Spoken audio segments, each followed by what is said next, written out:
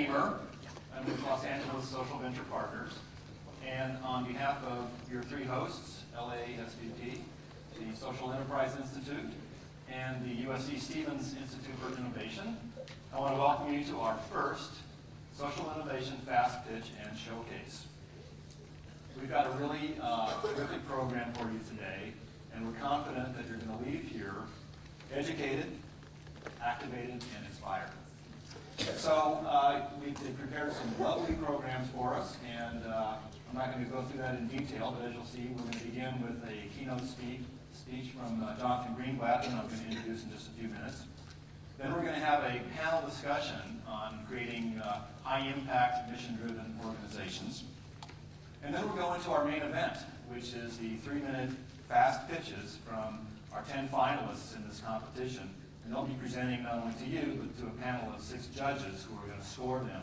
And at the end of that, we're going to award prizes, as you know, 3 cash prizes for those. And I'll have more to say about that as we get up to it. And finally, we'll have a chance to network and among ourselves, the sponsoring organizations, and of course the presenters, who are all going to have little tables and displays in the rear of the room. Let me ask everybody, if you would, to please put your cell phones on stun. And let's see, can we get the lights up just a touch? The first thing I want to do is I want to acknowledge that LASVP, who is one of the sponsors of this event. We have a number of our members in the audience. And I'd like to just ask all of the SVP members to just stand for a minute so we can see who you are.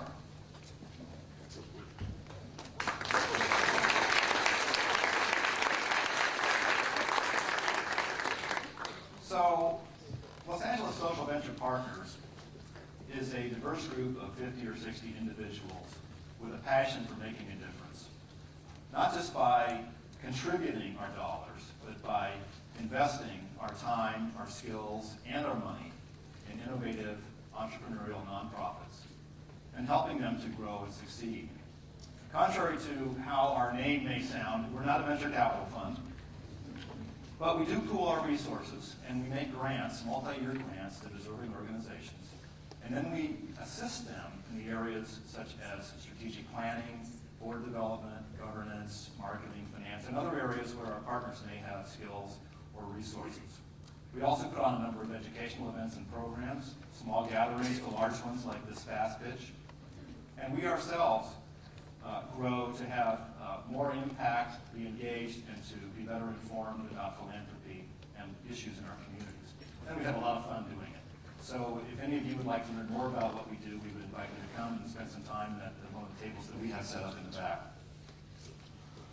Now, we at LASVP, the Social Enterprise Institute, and USC Stevens have worked with numerous business leaders and entrepreneurs, both for-profit and not-for-profit. And we'd like to share with you some observations. If you are a for-profit entrepreneur starting or growing your business, you have a wealth of resources to help you with that process. There are entire ecosystems of advisors and consultants, investors and peers to help you along that way. There are groups like Tech Coast Angels who offer not only funding but advice and guidance to small businesses. There are meetings, conferences, and networking events almost daily where you can go and meet others doing similar things, get advice and contacts and resources. You can walk into any bookstore and you'll see entire departments devoted to entrepreneurship and starting a business. In fact, business schools themselves have departments devoted to for-profit entrepreneurship. But social entrepreneurs have very few of these resources available to them. In fact, they seldom network among each other, let alone with a larger business community. But yet they have the same needs and challenges of any entrepreneur, that of finding capital, talent, and other resources to launch and grow a successful business. And what they lack in the way of resources, they often make up for with extra passion, extra persistence, and when they succeed, they change the world. Often, the issue is really a lack of understanding, because most any business professional will be delighted to share his or her skills and wisdom with a social entrepreneur but often they don't know where to start or they haven't been asked. And you nonprofits, you know that you know well how to ask for money, but oftentimes you don't know how or don't know where to find someone that can help you with other things such as strategy and governance and finance and marketing.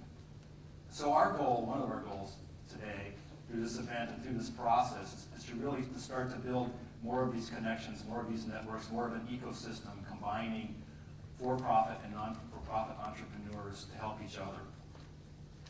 So let me take a little poll. Let me see, raise your hand if you would consider yourself to work primarily in the for-profit sector. Okay, quite a few.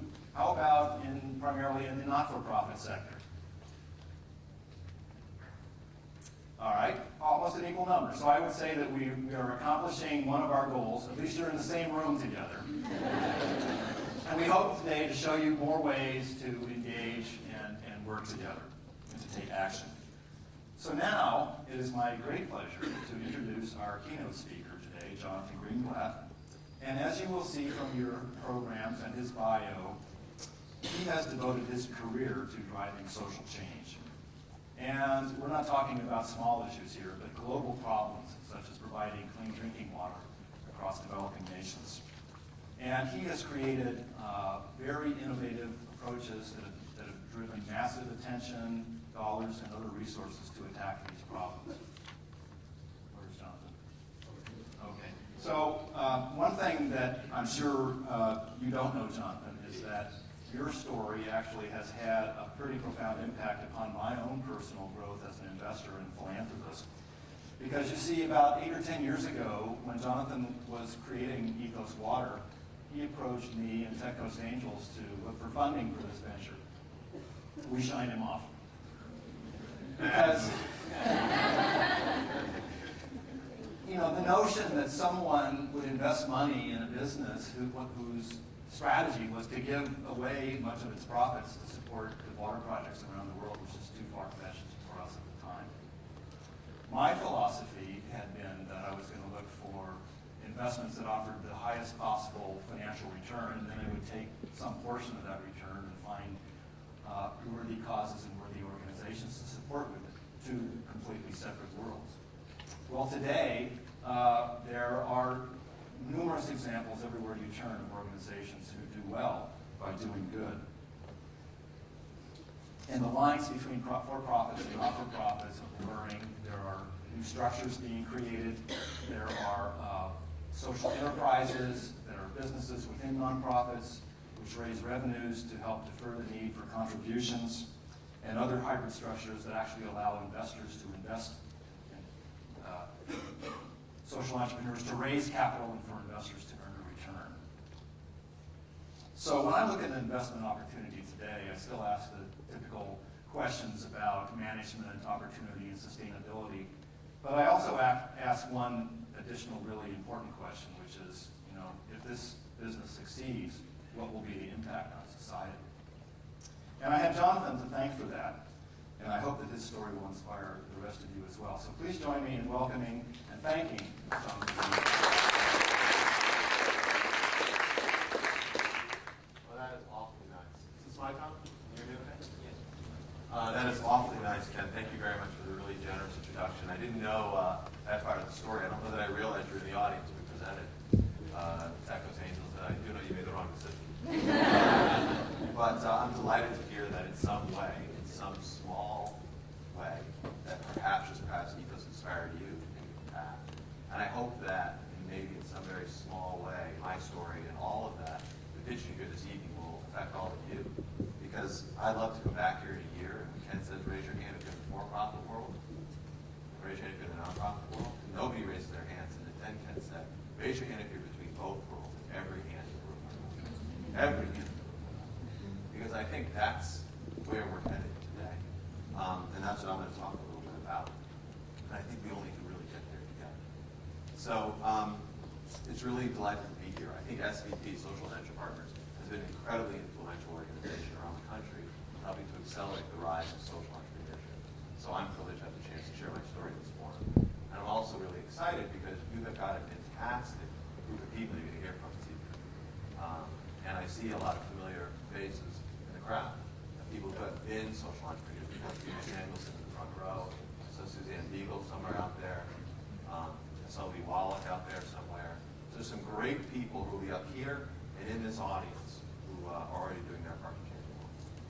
So with that said, I'm going to give you a little bit of background. And before I do that, talk about my company, Good, and talk about what I believe is the economy of integrity that's unfolding around us. First, I want to talk a little bit about the world in which we live. Because heck, 8 to 10 years ago, when I graduated from college, 6 years ago, the world was very different. And I think we have to understand the climate in which we're operating today to really grasp the change that's upon us. I think one of the things that's fundamental is today there is no question, even in the book I got, it's quite remarkable, that climate change is here. It's now, it's real. And the idea that to be an environmentalist means you're a green person wearing Birkenstocks and long hair and shopping at the co-op just isn't the way anymore. Everyone is environmentalist. The effects of climate change are real. And globalization is also something that we all live with today and almost take for granted. The fact that we've seen like the amazing reduction of borders and the amazing growth of commerce across the sort of hot, flat, twisted world. I think the other thing that's real, which is phenomenally interesting, is sort of what I call the Googleization of the planet. So how many of you in the audience use Twitter? Raise your hands. It's a little hard to see, but I see a fair number of hands going up. How many of you use Google today? Raise your hands. Everybody. I mean, think about that. It's bigger than the Yellow Pages were in the height of its day. Today, anything, anywhere, anytime can be found because of Google. And because of the advent of technology, which has got a lot of factors behind it. But in a Googleized world, everything is transparent. I think despite some of the massive benefits that technology and trade have brought, there is still, and maybe even more so now, increasing awareness of the global inequities that we face. I mean, we live in a moment of time when more people today live in cities than in rural environments. It's the first time in humanity, the history of humanity. And even though we've seen great advances in terms of public health, we are now more aware of the inequities and more aware of the increasing gap between the haves and the have-nots. And to solve that problem requires new strategies. And yet we're faced with enormous uncertainty. We live in these financial markets when, I mean, could you imagine if I stood up here a year ago and said Bear Stearns, Lehman Brothers, even things, entities like Goldman Sachs would teeter on the brink, or AIG. I mean, we live in a moment of enormous uncertainty, and it's clear that our leaders in Washington are unable to solve this problem on their own.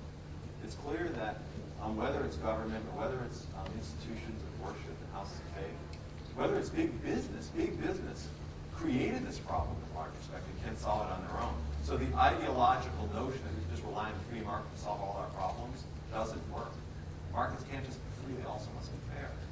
Which I think is part of what has augured the trend of this person, or even this person, no matter what your politics are. Both of these individuals deliver a measure of authenticity that typical political leaders just don't command. And I think it's that desire for authenticity which has fueled their, Barack's popularity. And it's why Senator McCain chose Sarah Palin as his running mate. There's a desire for authenticity even in our elected leaders that is, I don't want to say it's unique, but it certainly has reached the zenith. So everyone is grasping for authenticity, even those big businesses. And I don't know if many of you know the RED campaign. It's doing really wonderful work. But guess what? In a Googleized world, right, if people don't believe it's authentic, they will respond. And listen, I mean, the pen is mightier than the sword. If the pen is mightier than the sword, then the blogosphere is mightier than all the WMDs that George Bush is trying to still find in Iraq. Because this is, are you familiar with what this is? No? So this is buylesscrap.com, which gives the folks in the Gap great palpitations. This is a site set up by some blogger who felt that Project Red and the Gap and these companies were saying buy more stuff in order to save children in Africa. We're doing the wrong thing.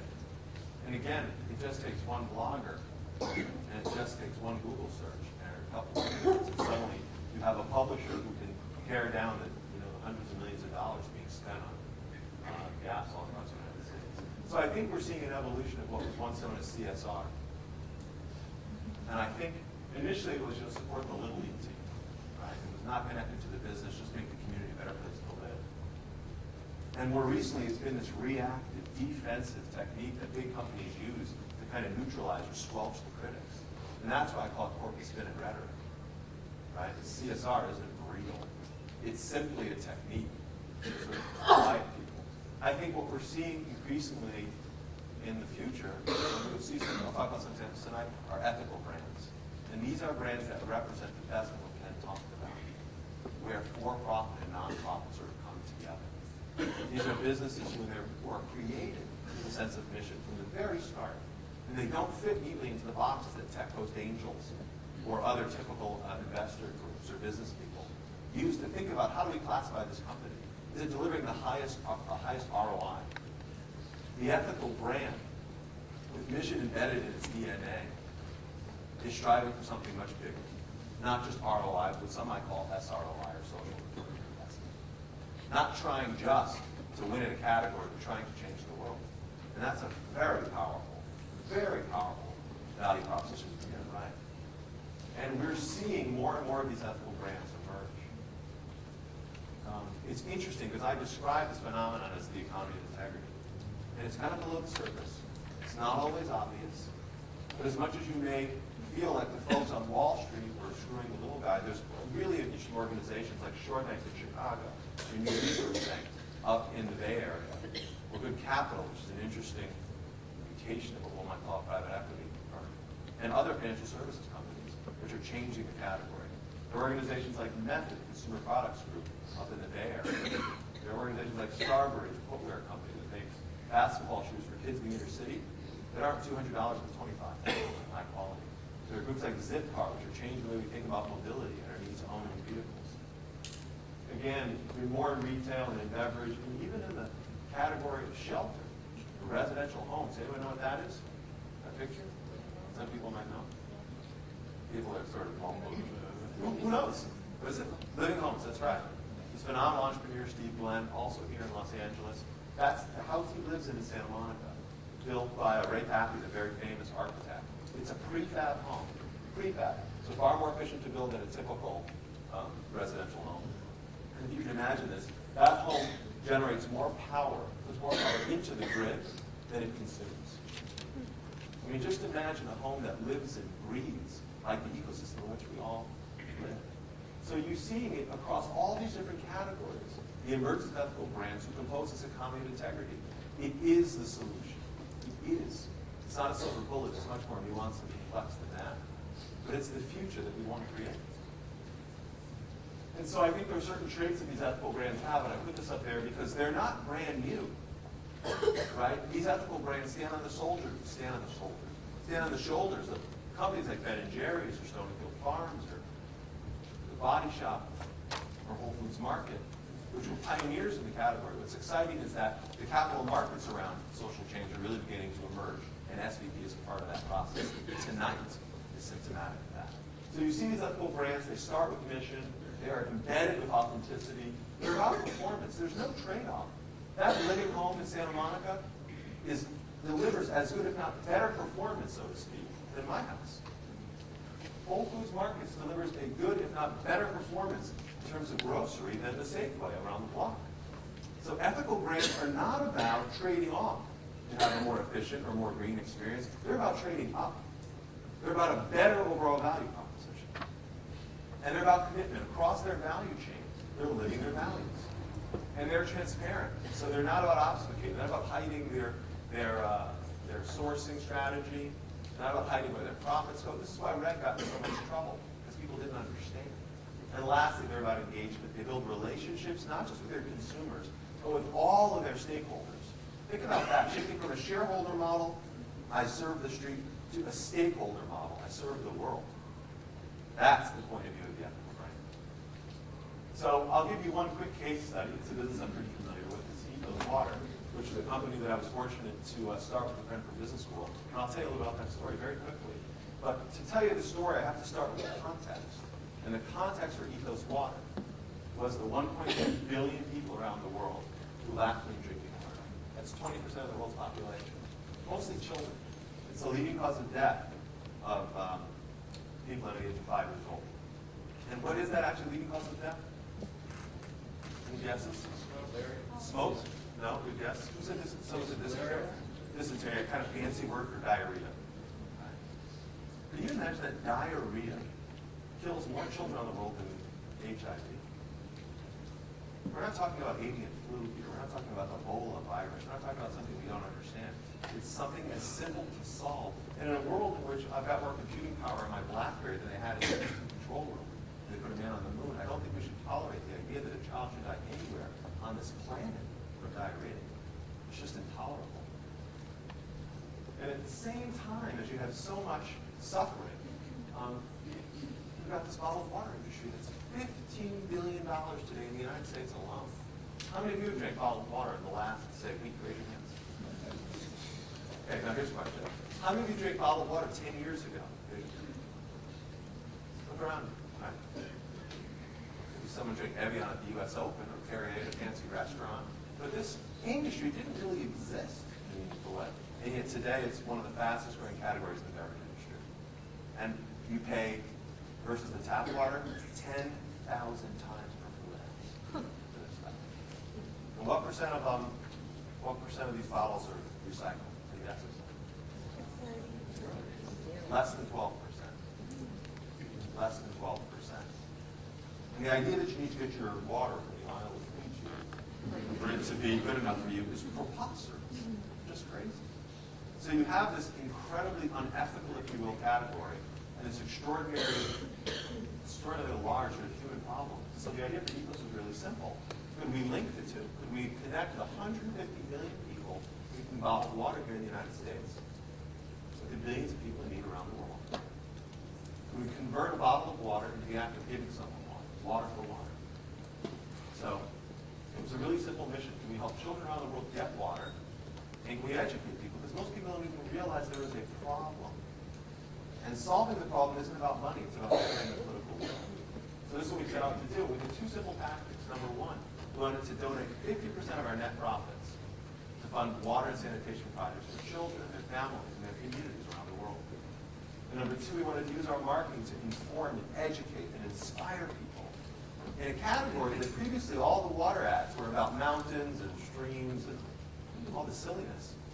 We wanted to make the water campaigns about children. And about something much more powerful, we thought, and a much deeper emotional connection to where your water was from, to what it does for you, what it does for the world. It's our message. And we had some interesting things happen. I'll tell you a really quick story. When Ethos started, and again, Ken sat on the sidelines. I'm going to keep reminding you of that. The business was not very well funded. I had some friends at Visa and MasterCard who were only too willing to kind of indulge me and my friend Peter who were doing this. So we were hunkered down in Ethos's Global Operations Center, which was my son's bedroom in my house down the road here in LA. And the staff was me and Pete. Pete was my friend from business school. We initially had the idea for Ethos, so we came together to start the company. And we had one guy who worked for us. His name was Ben. He was wonderful. He was his main qualifications were number one. He had a flatbed pickup truck, right? So he could put water. When my Nissan couldn't handle all the cases anymore, he could put it in the back of his truck and drive it around. And number two, he was a guitar player in a band, so we had nothing to do during the day. So that was our human capital strategy, Ben, the guitar player. So anyways, Ben was out in the field delivering water, and Pete was out in the field as well. I was manning the command center where we were. And so the phone rang, and the phone was my house phone, and it would ring twice. So ring, hello, ring, Ethos Water, can I help you? Can I connect your call? So the phone rang this Monday morning, and we had just gotten into Whole Foods, which was a huge account for us. Whole Foods is a wonderful company. John Mackey is an extraordinary guy, the founder and CEO. And we had broken in on Earth Day at the store in Westwood. It was really great. There's a guy by the name of Michael DeSanson who runs the Southern Pacific region, and a terrific person who brought us in. So, fortunately, we had no money to market our product. We just put the cases on the floor. And I got this call one morning, phone ring, Ethos Water, can I help you? This guy said, hey, my name is John from Whole Foods, wherever. I'd like to get the Ethos barrel for my store. I said, you want the Ethos barrel? Now, oftentimes the beverage industry uses barrels to market your product. But of course, we didn't have any money and very little product. So I said, well, thank you very much. I'll have some for the marketing department. Get right back. listen, when you put your phone number on the back of a bottle, you get all kinds of crazy calls. Literally, like within an hour, the phone ring again, ring, ring. Nicholas Water, can I help you? And this guy's, whatever his name was, like Roy. Hi, my name is Roy. I'm at the Whole Foods in Thousand Oaks. Well, you probably know it's far. Right? He said, I want to get the Ethos barrel for my store. You have 2 calls within an hour. You know something is going on, right? So I'm like, well, this is actually Jonathan. I'm one of the founders of the company. We don't have any barrels. That's on my list. He says, actually, I know you do. I've seen it. I'm like, okay, where have you seen this barrel? He's like, I saw a picture of it at the Whole Foods in Redondo Beach. That was very far. Okay, so something's going on. He said, I'll get right back. I hang up the phone. I call Redondo Beach and I said, Jonathan, what's up with the barrel? Well, every Whole Foods. Any of you have worked at Whole Foods before? Nobody? Every Whole Foods has a sign maker in the back who just makes signs for the store. So at this store, the team members at Whole Foods were so inspired by our business model, they went to our website, got all these graphics. They took an old 7-Up barrel. There's some poor 7-Up sales guy looking for a barrel. And they wrapped the barrel like this. And they created that sign up there. And then at the Whole Foods, over there, if you can see, this is the Whole Foods at Fairfax, right across the road. They built this end cap. And at the Whole Foods in Beverly Hills, this is what they did.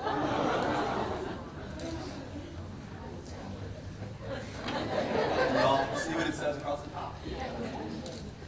So, a team member at Whole Foods, he's the grocery guy, grocery department. He and his daughter spent their weekend wiring together our 12 auto cases and creating this for us. And I have shown this slide to many people in the grocery industry, and they are just looking and say, how much are you paying for this? How did you do this? Double end cap, this crazy thing. How much do you think we pay?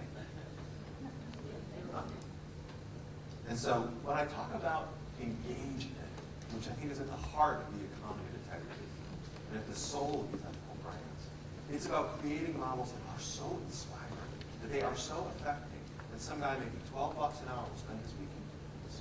Not because he doesn't make any extra money, but because he believes.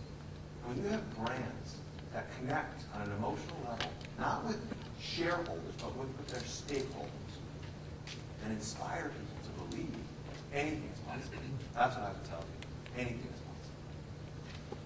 So this is what happened. A few years later, we got a call from a school company in Seattle. It's a long story. We went to them and said, you should carry our water. They said, that's what actually we'd like to actually buy your brand. And I can tell you, when you start a company with the idea of donating half your profits, you do not expect a quick sale to a global multinational corporation. Not at all. Which meant we had leverage. We had leverage. They wanted something that we had. And so we said, well, that's very interesting. If you guys scale our social initiative, if you want to make this work. And so what they agreed to do was, number one, to donate at least a nickel for every bottle that we would sell. Every bottle would donate at least a nickel. Now, to help you understand, before we sold the company, Ethos wasn't profitable. We were still making donations, but we like marketing, if you will, but we weren't profitable. When we reached profitability, we figured we were about 2.5 cents a unit. So they immediately doubled what we would do and said they would hit a big number, 10 million within the first 5 years, which was just fantastic. So every bottle would make a difference and we'd have a big impact. Secondly, it was about engagement. So it's not about the money. To solve this problem, to get every child across the planet Earth clean drinking water would cost scores of billions of dollars. So the issue isn't, could we write a big enough check? The issue is, could we compel enough people to get involved? Could we create a movement around water that would inspire people like the guy in that Whole Foods? So now every year, Starbucks, anyone know what World Water Day is? Here's my pitch. Over there, what is it?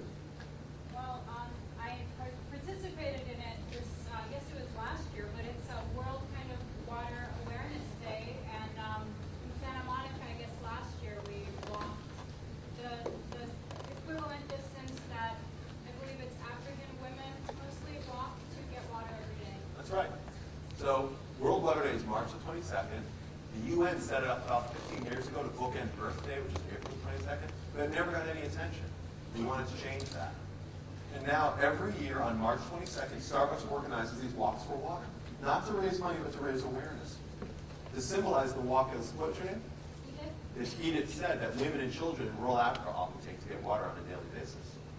And so now, every year, Starbucks employees and customers and Rotarians and school children and university students and teachers and ordinary people come out and walk. And to me, this is maybe the biggest thing. And we do it online as well, actually. This is the biggest impact this will have, because that's how we'll change the world. Not with the money, but with getting people involved. It's nice, though, that every week in Starbucks you have tens of millions of people who see Ethos Water, who see our messaging, and who learn just a little bit. So I'll quickly talk about my new company, Good, because I know we're pressed on time. But I left Starbucks in summer of '06 and moved back to LA and was recruited to run the school business. And this business actually, like Ethos was to water, Good is to media. And the founders in 2006 saw a hole on the newsstand, where Ethos brought together a great design aesthetic and a terrific water along with the cause. These guys saw nobody on the newsstand who was bringing together entertainment and relevance. Not content that was hard to read or not fun to read. Content that was really inspiring to read, as much as you would the Atlantic or Wired. And a brand that would bring together idealism and pragmatism. That would be both top-down from the point of view, but bottom-up, and allow the consumers to engage in the conversation. That would cover issues on a global basis, but be local and matter in their community. And lastly, take what's best of the publishing industry and media, and yet innovate around it as well. And so that idea is what really is Good is all about. And it stands, I would say, as a collaboration between nonprofits, businesses, and individuals who want to move the world forward. This is the ethical, this is another example of the ethical brand. And hopefully the businesses that you here in this room will create. So it's a magazine that you can find in Barnes & Noble and Borders. What's interesting is we have a sort of a design aesthetic that gets a lot of attention, interesting infographics that tell stories in ways that are somewhat unconventional. And at the same time, we do the right thing. So when you subscribe to the magazine for a year subscription, we allow you, the consumer, to donate your fee to the nonprofit of your choice. So when you subscribe, it's $20. We allow you to choose amongst a number of different organizations, some well-known, some less known. So your money matters. And it allows you to get a great product, it allows you to align with the cause you care about.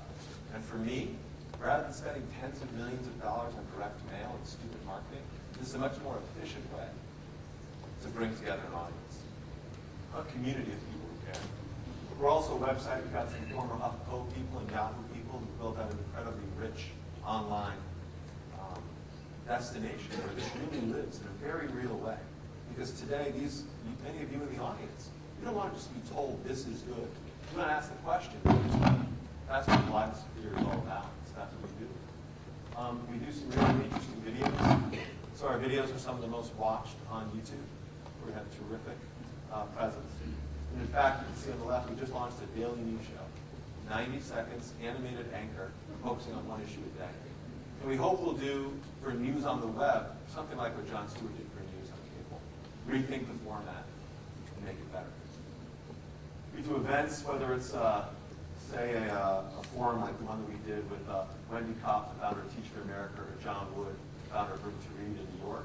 Block parties, or we're opening a community center here in Los Angeles next month. That'll be in November at Melrose and La Brea. Magic Community Center that we host, that's curated by all of you. So whether you want to learn about politics or art or design or culture or technology, we'll do it at Good. And we innovate. So our magazine has featured everything from party animal stickers to board games to media mobile trading cards. We've done things a little differently. And we just launched a new program called Choose Your Price. What if you could go to a magazine and pay what you wanted for it? Much like the guys at the band Radiohead did with their album.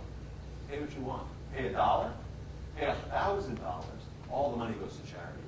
The charity of your choice. That's choosing Good. We launched this program that generated about a month ago. Thousands and thousands and thousands of people have signed up. It's pretty cool. We have people signed up actually at that $1,000 level, which is breathtaking to me. And we innovate. And so we build partnerships. I don't know if you've seen these before. We have a partnership with Starbucks Company. Again, for us, it's not about being a magazine, it's about being a media company. So we're delivering our content now to 7,000 Starbucks stores.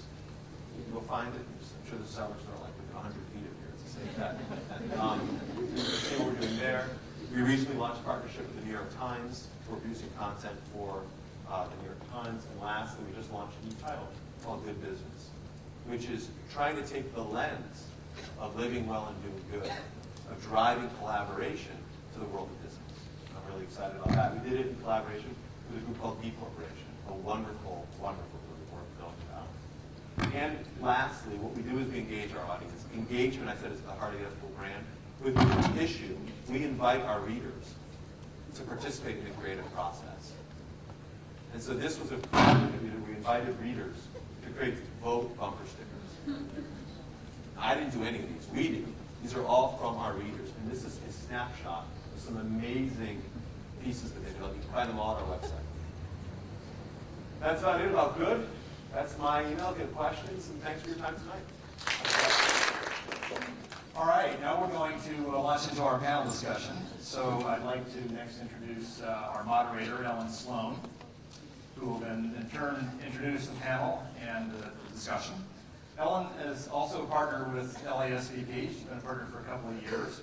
And in her day job, she's with she's a director with Bank of America's Philanthropic Management Group, one of the sponsors of the event tonight.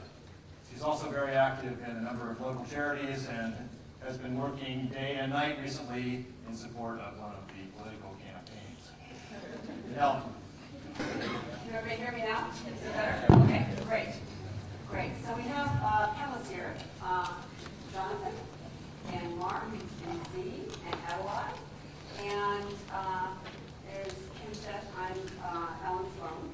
And I'm going to moderate these people. And we're going to spend maybe about 20-25 minutes going through a few questions and issues. And I'm going to direct them at one person in particular, and then if you others can chime in.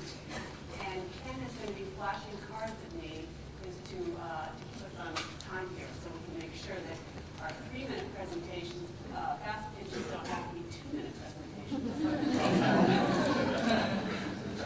So, but I wanted to, Ken had said in the beginning that he and myself and many of us that are in the audience come from LASVP. There are 2 other host organizations, and they're actually represented here on the panel, which is USC and then also Social Enterprise Institute. So I'm going to ask each of you to just give a really brief introduction as to who you are, and then we'll launch into some of the issues. Jonathan, you've already... Yeah. Mark? Yeah, I'm Mark Van Ness. My background is in commercial real estate and also in social enterprise. So when Ken asked us to raise our hands, I was raising my hand on both sides. And so I spend most of my time in the business world and most of my time in the social enterprise world. So not a lot of extra time in there. So, Great. I didn't Thank you. Yes. Great. And my name is Christina Hawley, or Z, some people call me. And my background is in engineering and entrepreneurship. Most recently, I'm now the Vice Provost for Innovation at USC, and I run the USC Stevens Institute for Innovation. And our mission at the USC Stevens Institute is to help faculty, students, and staff to make maximum impact with their ideas, whether it's in the form of new products, startups, nonprofits, something in between. And we manage the intellectual property for the university. We also help nurture culture of innovation and work with all the different schools here on campus to help develop skills for a lifetime of innovation. I'm Adlai Wortman. I spent 18 years as an investment banker.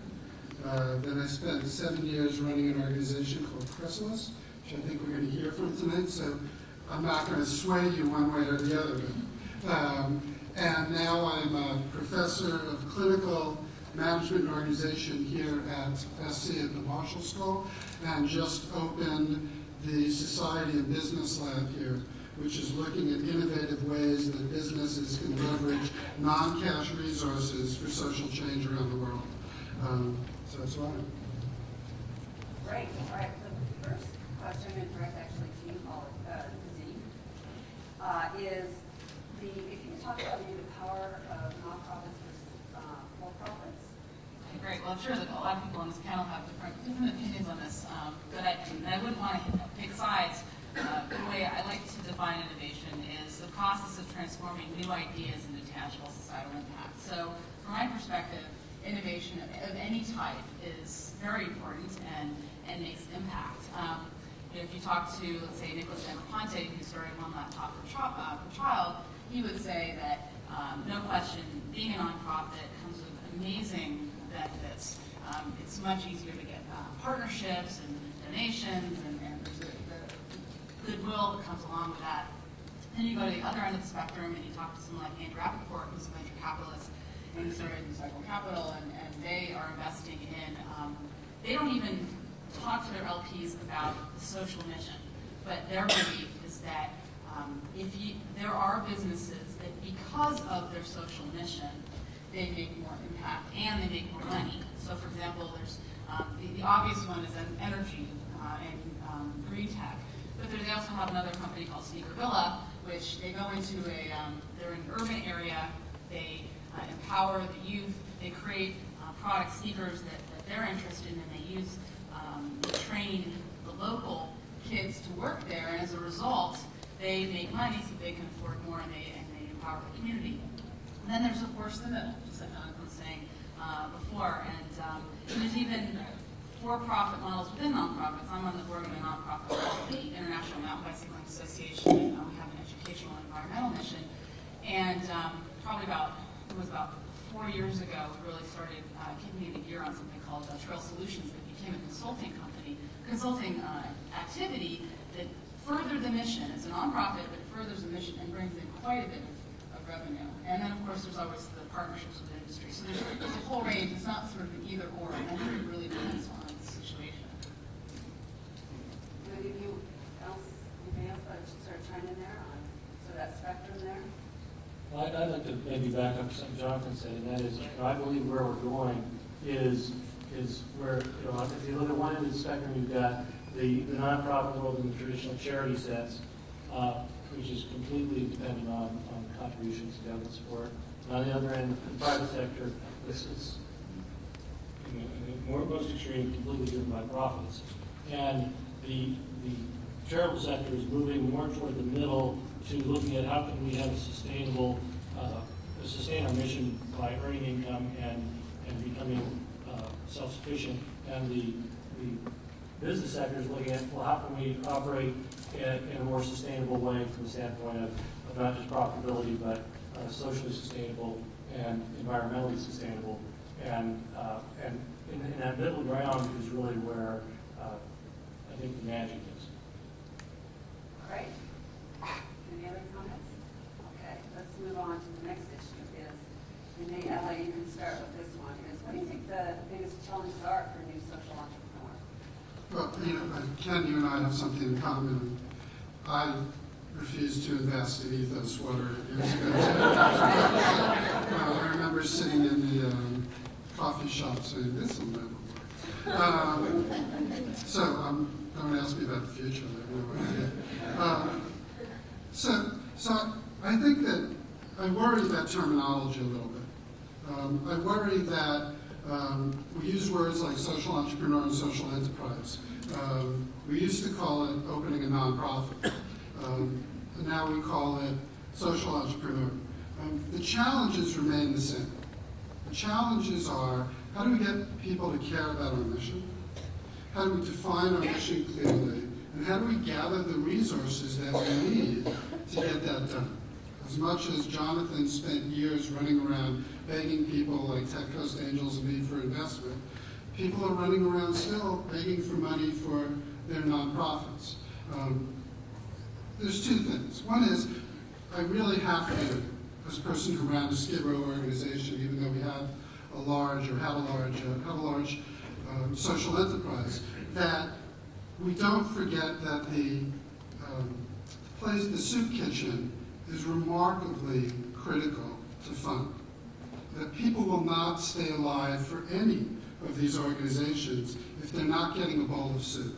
And that bowl of soup will never fit under the rubric of what we're talking about today. So let's make sure that we don't forget that we set aside some of the corner of our field for that as well, and not get too wrapped up in the new hot model of the day. What I'm going to ask, though, everybody to do, and what we're working on here at our lab, is to think differently about your project.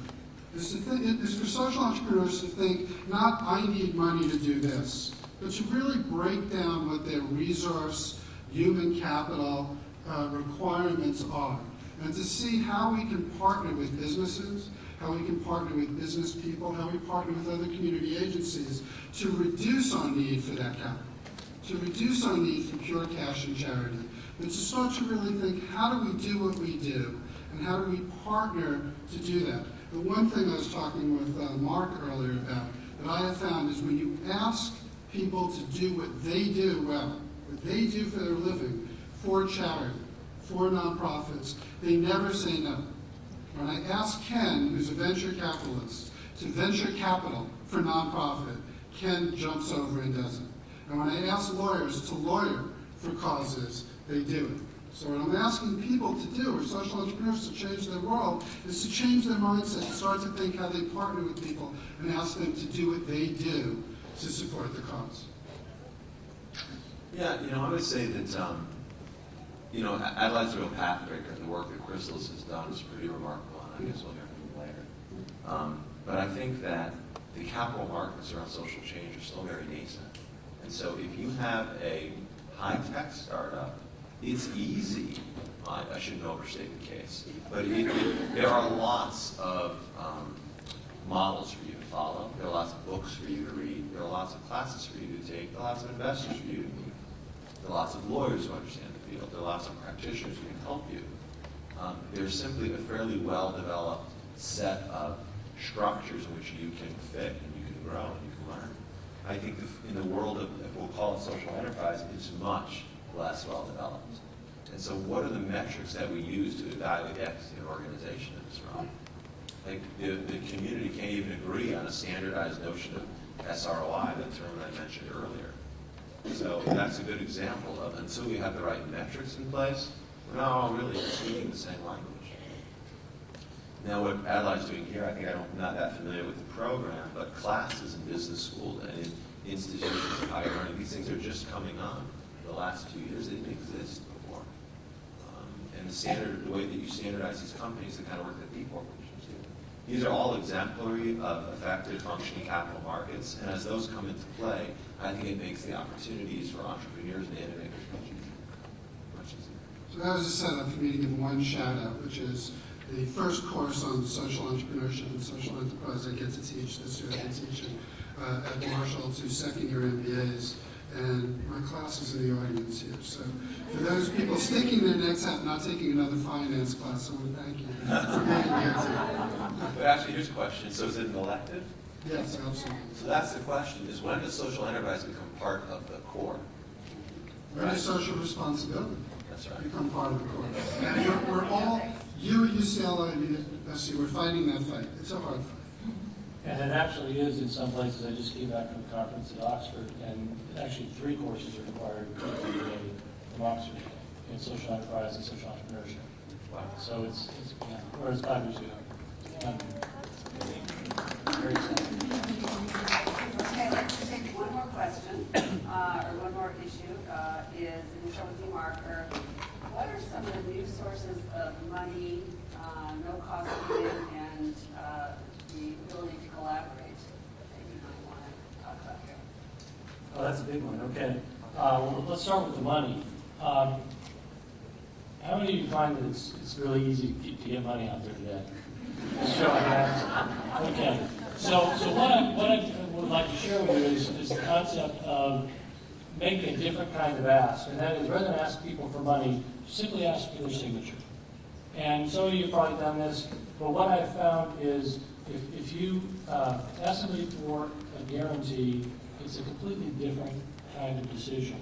And within the Community Foundation in Orange County, we've actually created something called the SELF Fund, the Social Enterprise Loan Fund, which is probably more aptly named a loan guarantee fund, because what we do is provide out of the donor advised funds there guarantees for social enterprises.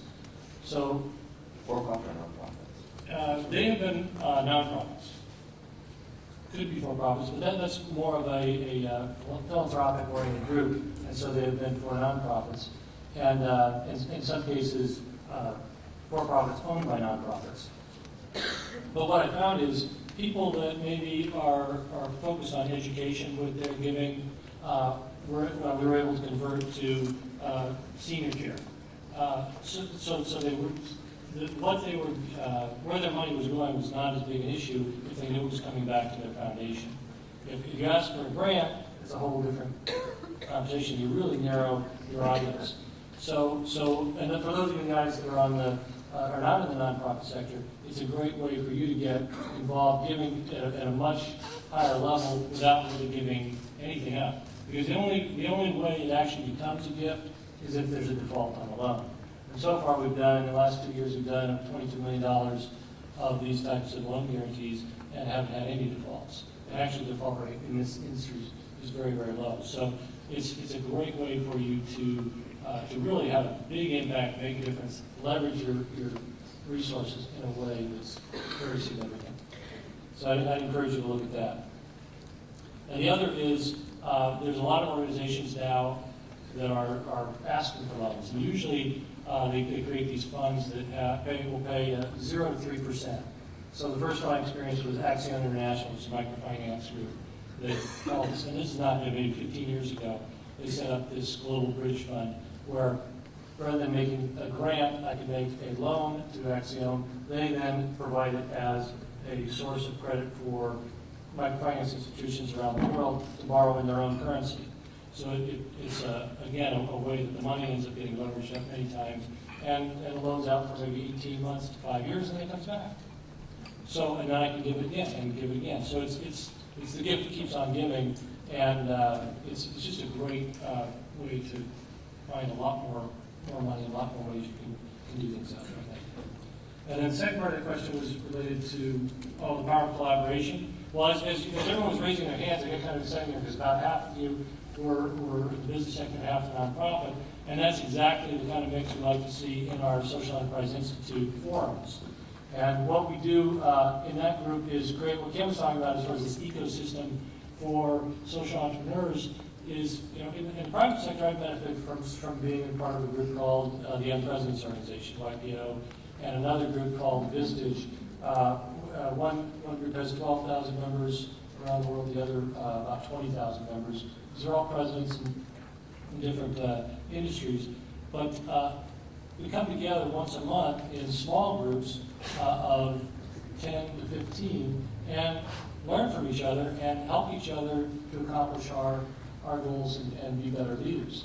And the social sector didn't really seem to have anything like that. And so that's something that we started about 3 years ago. We now have about 11 of these forums throughout the state of California. And what is it called? It's called the Social Enterprise Institute. And so the idea is to mix folks, business entrepreneurs with social entrepreneurs. And the reason for the mix is, I think it's important. We started actually just with social entrepreneurs. And in the nonprofit sector, what I found is typically the nonprofit world is coming from a position of scarcity. We never have enough money. We never have enough resources. And in the business world, it's more coming from a position of abundance. And you put those two together, and some real powerful things happen. In fact, in our first group, we tracked the level of earned income first year versus 12 months later, when people entered versus 1 year later. And the income from that group was about $1.6 million in just 12 months, just by coming together, collaborating. And you think about it, it's just logical. If I've got a certain level of experience, certain contacts, certain knowledge, but if I multiply that times 15 of other people like me or with a little different varied background in the group, I've just really magnified what access I have out there in the world to really accomplish about anything I want to accomplish. Yeah, two things. One is, I think I know what you're doing. I got to sit in on some of the sessions. It's fantastic, and it's exactly what we're talking about, which is when you ask these business people to give advice, to really sit and give their valuable time, nobody said no. They were there, and it formed some fantastic partnerships. And on the other side, these social entrepreneurs, the nonprofits, weren't thinking, gee, what I really need is advice from other business people. And when you proposed that to them, it really worked amazingly well. Can I go back just to ask one question? When you started this loan fund, how hard was it for you to get deal flow? How hard was it to, you have to go out and educate nonprofits that loans and you didn't have people lining up at your door. That's true, and it was a little slow. In fact, the first loan was really, I didn't think it was a great loan. It was you know, you look at it as a business that you probably wouldn't want to invest in, but it worked out okay. Yeah, the deal flow was a little slow because naturally, as a nonprofit, if I get a grant, I'd rather have a grant than borrow the money. As the markets have changed and such, I think this is going to become a much more popular way to approach things. And it's not something you want to do if you don't have an earned income concept to repay. I mean, you don't want to be borrowing money and then have to go out and beg to repay it. So I think that's real important. But you know, the kind of loans that came up that were significant was like the California Charter School Association had a expansion loan line of credit they were trying to set up, and I think it was for $12 million.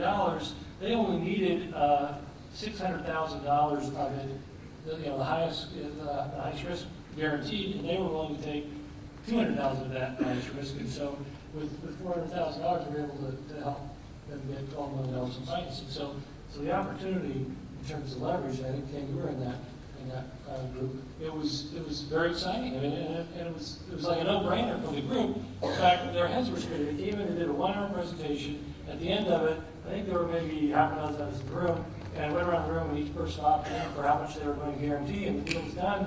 And they said, we're going to come to Orange County more often. We've never seen anything happen so fast.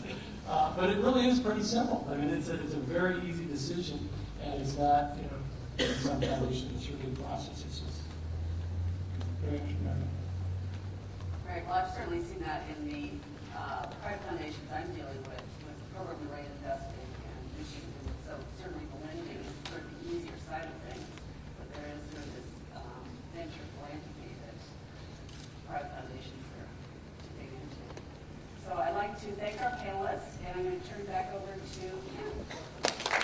And move right into the main event here, which is the fast pitches from our 10 finalists tonight.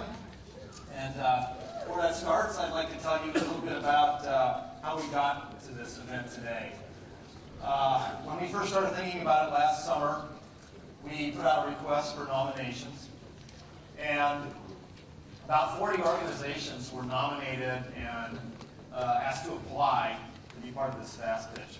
We had a selection committee that reviewed those applications and chose 19 of them as semifinalists to go through what became a 4 or 5 week process of preparation and being assisted by a group of coaches and mentors to help them to develop and refine their pitches.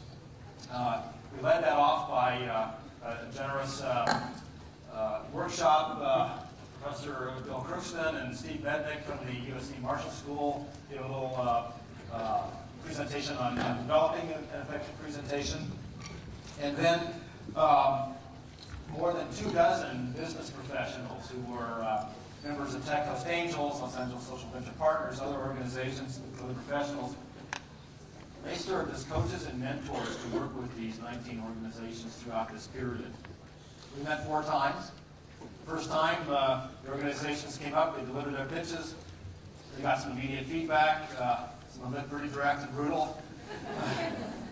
They went away, they worked, refined, incorporated the feedback. They worked with their coaches, came back a week later and did it again, did it 4 times.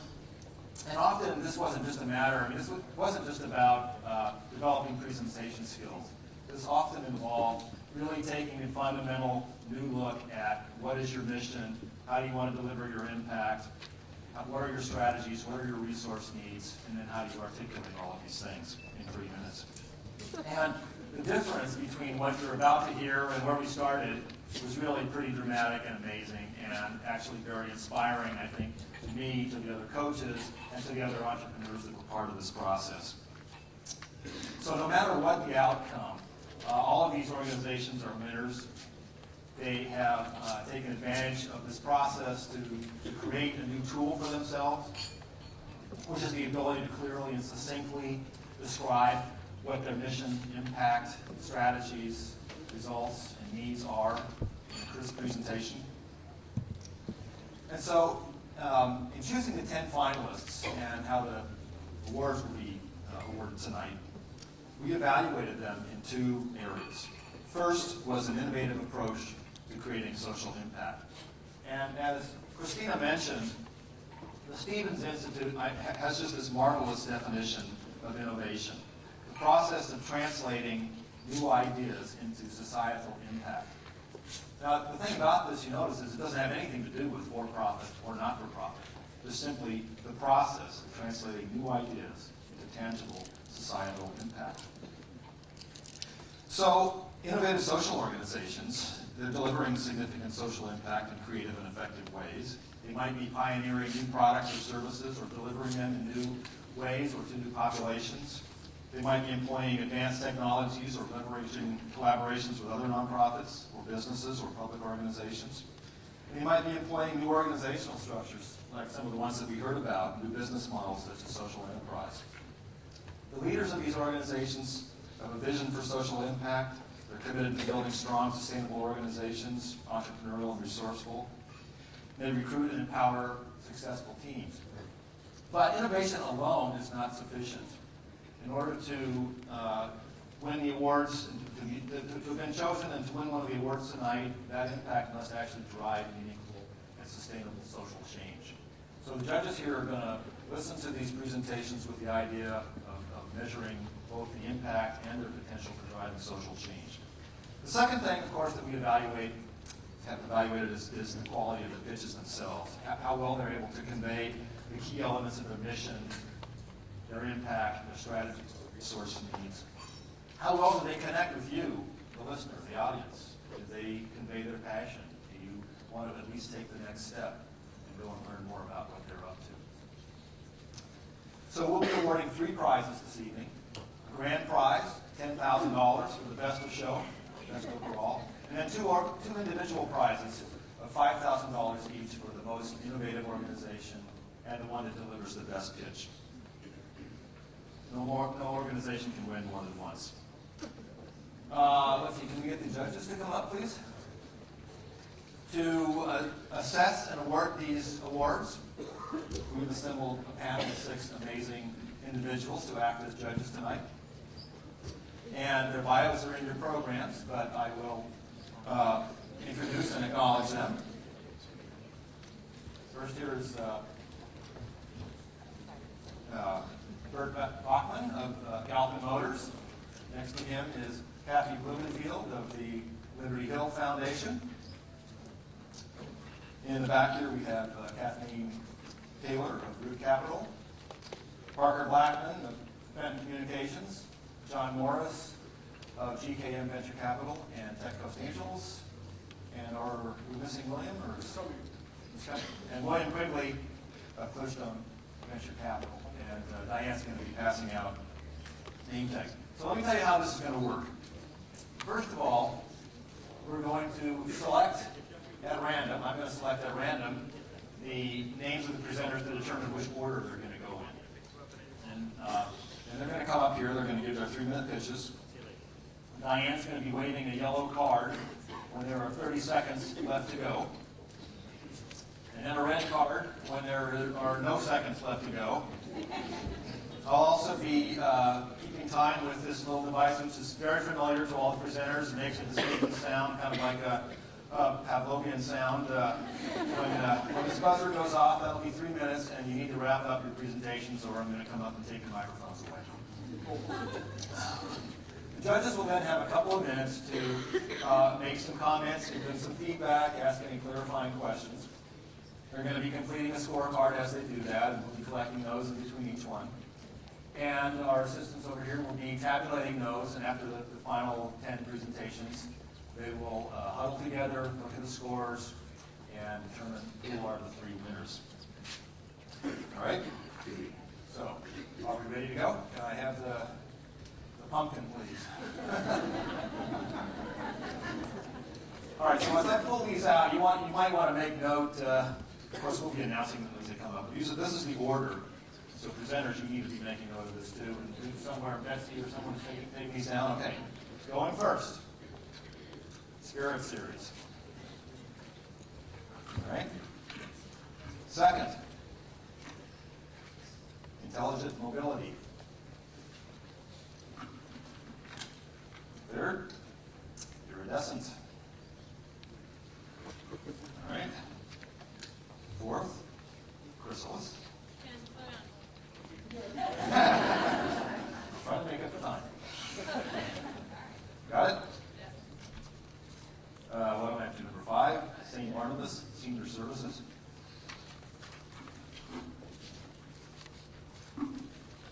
6, Project Possibility. 7, Environmental Charter High School.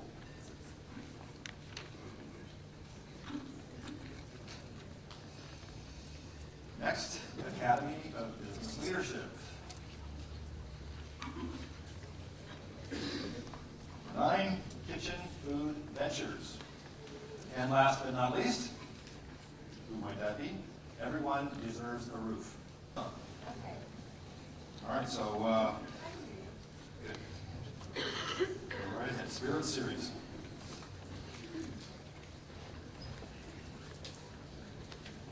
So do we wait for somebody to tell us to start, or?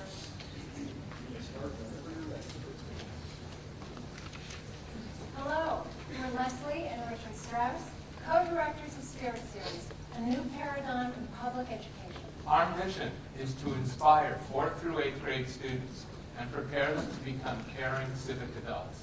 Our method, a rigorous 3-week character education curriculum built around original 1-act inspirational biographies that students explore, co-write, stage, and perform. Since the beginning of time, societies have known their very survival depended upon initiating their children into adulthood. But we're failing our kids just at the time they need us the most. We're busy teaching them how to take tests, but who's equipping them with the moral resources they'll need to navigate global challenges ahead? When I founded this program in 2001, my own daughter was about to enter the gates of hell, otherwise known as middle school. She'd recently lost her mom to breast cancer, and I knew I needed to do something. So I went into her school. I worked with 4 6th grade classes, immersing 120 students in Buddha walks, the story of a young prince of India who would give up his kingdom to seek enlightenment. And when the performances were over, and child after child came up to me and said, "This changed my life.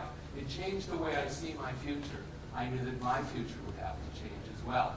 And like the prince, I would have to give up my kingdom, my profession, in order to devote myself to Spirit Series.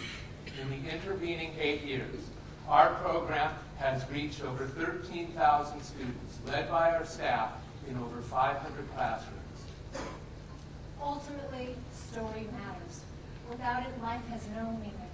By repurposing outmoded history and language arts curricula, Spirit Series meets classroom requirements while giving students what they need most deeply, lessons in values and ethics from the inspirational lives of Socrates, Sitting Bull, and Buddha, among others. Spirit Series works in a system that most often doesn't. It's multidisciplinary, multisensory, and interactive. 80% of the students we serve are underserved. 100% successfully complete the curriculum, and they love it. Bottom line, 95% of our schools ask us back, and they're willing to pay a substantial portion of the cost.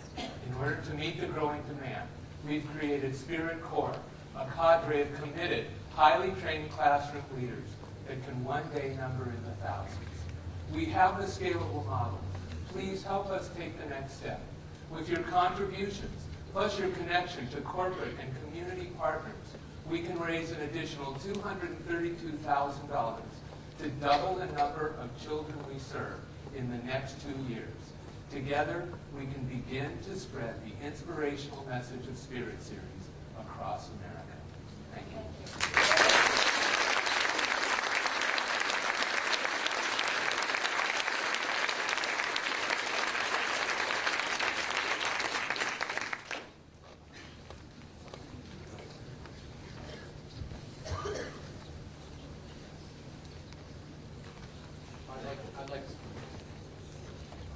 Try to do a duo presentation is always challenging, but I think you really handled it, and I compliment you on that. I thought the way you personalized your experience and the story of the prince got me engaged. I wasn't quite getting it in the early moments, but you really pulled it together at the end. Great, thank you. The use of humor was excellent, and it just was some wonderful storytelling. It was interesting. The story of the prince, for me, didn't get me as engaged as just hearing about the students and the lives of those students. And you started off with a line that I thought was wonderful when you said something about you're having a new paradigm in public education. That really drew me in. I would echo that. I like the personal story. It's quite memorable. The one thing I thought was good, but could have been stronger, was it's something like this. People are normally going to come up with one thing. There's not a lot of room in our minds for more than what's the one thing. And so I have a pretty good idea of what that one thing is you want me to know, but I feel like it could have been even more clearly defined on what's the one main takeaway that you want me to walk away from. So. Thank you. Thank you.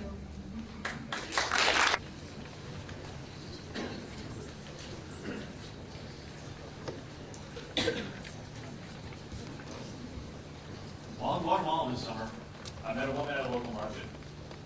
She was dragging herself on the ground on a rubber mat to get from vendor to vendor. She is one of the 55,000 people in Guatemala, one of the over 20 million people in the developing world today in need of a wheelchair. Hi, I'm Joey Taylor, and this is Tom Oliver, and we're with Intelligent Mobility International. Over the past 2 years, we've been working with other Caltech students and Arts Center students to tackle this worldwide problem. What we've come up with is a cheap, maintainable, and rugged solution that just this month won the Popular Mechanics Breakthrough Award. We're starting in Guatemala, where we formed a partnership with the disability NGO in Transitions. Transitions has over 15 years of experience building wheelchairs. They employ mainly handicapped people in their shop. Over the summer, we have worked closely with them to design and test, finalize our design and test our chair. The two main distributors of wheelchairs to the developing world today focus on the quantity of chairs delivered and not the quality. As a result, while in Guatemala, I saw piles of our competitors' chairs that were broken after only 6 months of use. They stayed broken because there were no replacement parts available. Intelligent mobility differs from our competitors in two main areas. First, we will produce our chairs locally, which custom sizing and fitting, and also helping to stimulate the local economy. Second, our design is made from 2 repurposed local bicycles, which makes it easier to repair and much more durable. We have verified that our chair can be repaired in any local bike store. In the first year of production, an IMI wheelchair will cost $190. Our business model is to sell these to foundations for $250. This will leave a $60 margin for us to cover overhead and sustain growth. Over time, and with improvements to manufacturing, we are planning to drive costs down to $40. Our goal is to scale our solution through Guatemala, through Central America, and to the rest of the developing world. However, we will provide our wheelchair design and business model as open source materials. We have assembled a dynamic management team composed primarily of Caltech students and grads with the continued support of faculty. We have a CFO who's a CPA, and our board has deep corporate and foundation experience. Thank you very much for your time and attention today. We would like your help in supporting our $190,000 goal to start up our first site and produce 250 chairs to help people like the woman I saw at the local market. Thank you very much.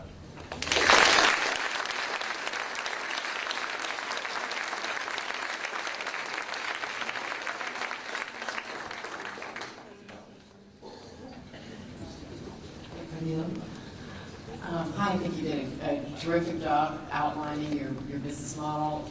Very clear, really grabbed my attention from the beginning. Did a great job differentiating yourselves from your competitors, and talking about your scale model, as well as your staffing and management plans. So. Yeah, I think you detailed it very well. I understand fully the program you have, the costs associated with it, the benefits. So I think in 3 minutes you gave us a very complete review of what you're undertaking here. Thank you. And I'll just say, when it comes to building anything, hardware, equipment, having those costs down is really important. You said you had a CFO or an accounting person. I think that is probably one of the more critical hires to have from the beginning, especially if you want to make these things cheaper over time. Someone needs to set up those metrics and be driving costs down. I have two things. One, I love the business model. I know your guys' competitors, and I love the fact that you will very clearly articulate that one of the ways you're different, you're going to work with people in the communities, and they're participating in this, and then it makes it easier for them to repair the wheelchairs. So I love that. And then on the pitch, I know how nerve-wracking it is to stand up here and deliver something like this. I've done it. It can drive you nuts, right?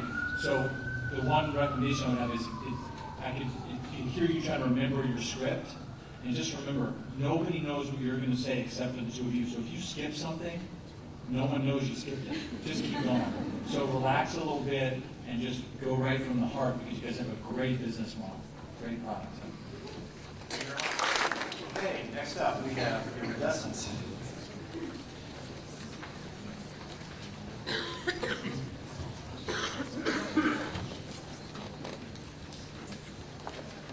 Yeah, we'll wait until my turn.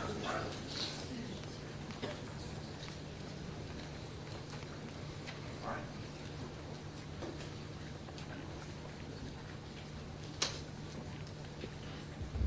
At Iridescent, we teach high-level, cutting-edge science to disadvantaged elementary school students.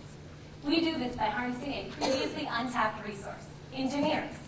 Our goal is to inspire children to love science and think, I could be an engineer too. My name is Kara Christensen, and as a former Teach for America science teacher here in LA, I know that science is a neglected subject in our public schools. The emphasis on math and English testing has radically reduced the amount of science content, especially in the inner city classroom. All of this while the U.S. is falling woefully behind its peers in creating scientists and engineers. And the skills of the scientists, analyzing data, observing details, and drawing logical conclusions, are simply not taught anymore. At Iridescent, we focus on developing these skills early and making it fun by getting real engineers into inner city classrooms. We train our engineers to go in and teach alongside a regular classroom teacher, bringing fun, hands-on science activities during the regular school day. In addition, we conduct family science courses where we bring parents and students together in the evening to do science because we believe that parental involvement is crucial to student achievement. How does this work? We conduct a 7-week training program here at USC for undergraduate, graduate students, and for working engineers. During this training, we teach them how to communicate their cutting-edge science to students in a simple, engaging way. For example, just the other night, I watched a mechanical engineer teach a course called The Biomechanics of Breakdancing, where parents and students attempted moves, but more importantly, were able to make models demonstrating center of gravity. We know that our sessions work because students are coming back understanding the science content and the skills, but more importantly, we are able to assess an increased interest in science and engineering careers. And our engineers learn so much too. They learn how to communicate to the public in an engaging, simple way, and they also learn how to connect to the community in a meaningful way. In the last 2 years, we have taught 1,600 students and parents and trained 150 engineers. And this is all with a budget of less than $30,000 and only one full-time staff member. Because we use volunteer engineers, we can continue to be a high-impact, low-cost provider.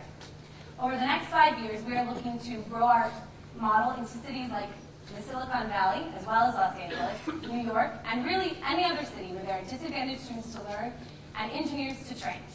But we need your help. We need your time, your contacts, and your money. We need engineers to volunteer to teach with us. We need contacts to premier engineering universities in all these cities that we want to expand to. We need contacts to a space in LA to use for office, training, and staff. And we need additional funding for full-time staff. $150,000 this year would allow us to train an additional 300 engineers and reach over 4,000 children in LA alone. At Iridescent, we know that by teaching underserved children about science, by using engineers as instructors, and by investing parents in the process, we can set these students on a path to success, so one day they can come back to us and say, I am an engineer. Thank you.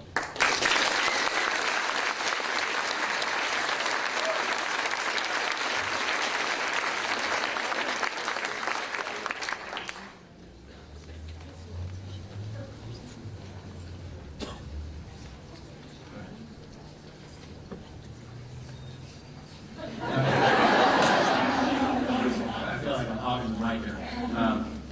I thought the pitch was terrific, very clear. And I get the business model. You just walked us through it in a very clear sort of 1, 2, 3 steps. So I get it. Thanks to my coaches. Yeah. Good job, coaches. So I thought that was terrific. I'll stop there. Okay, thank you. I thought the pitch was very well done. You sailed right through. You were well prepared and a lot of passion. The only thing is when you're going to go from $30,000 budget to New York and other cities, I kind of lost it. I thought that's a little ambitious. It's a huge problem. We have a big problem here. If you did it really well, Los Angeles would be a giant market. So I'm a little overly ambitious on the tomorrow New York. Thank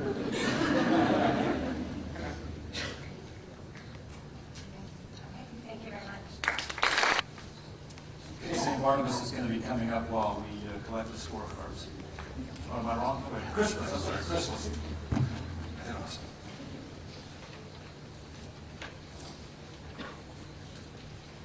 Good afternoon. My name is Mark Laranger, and I will start again.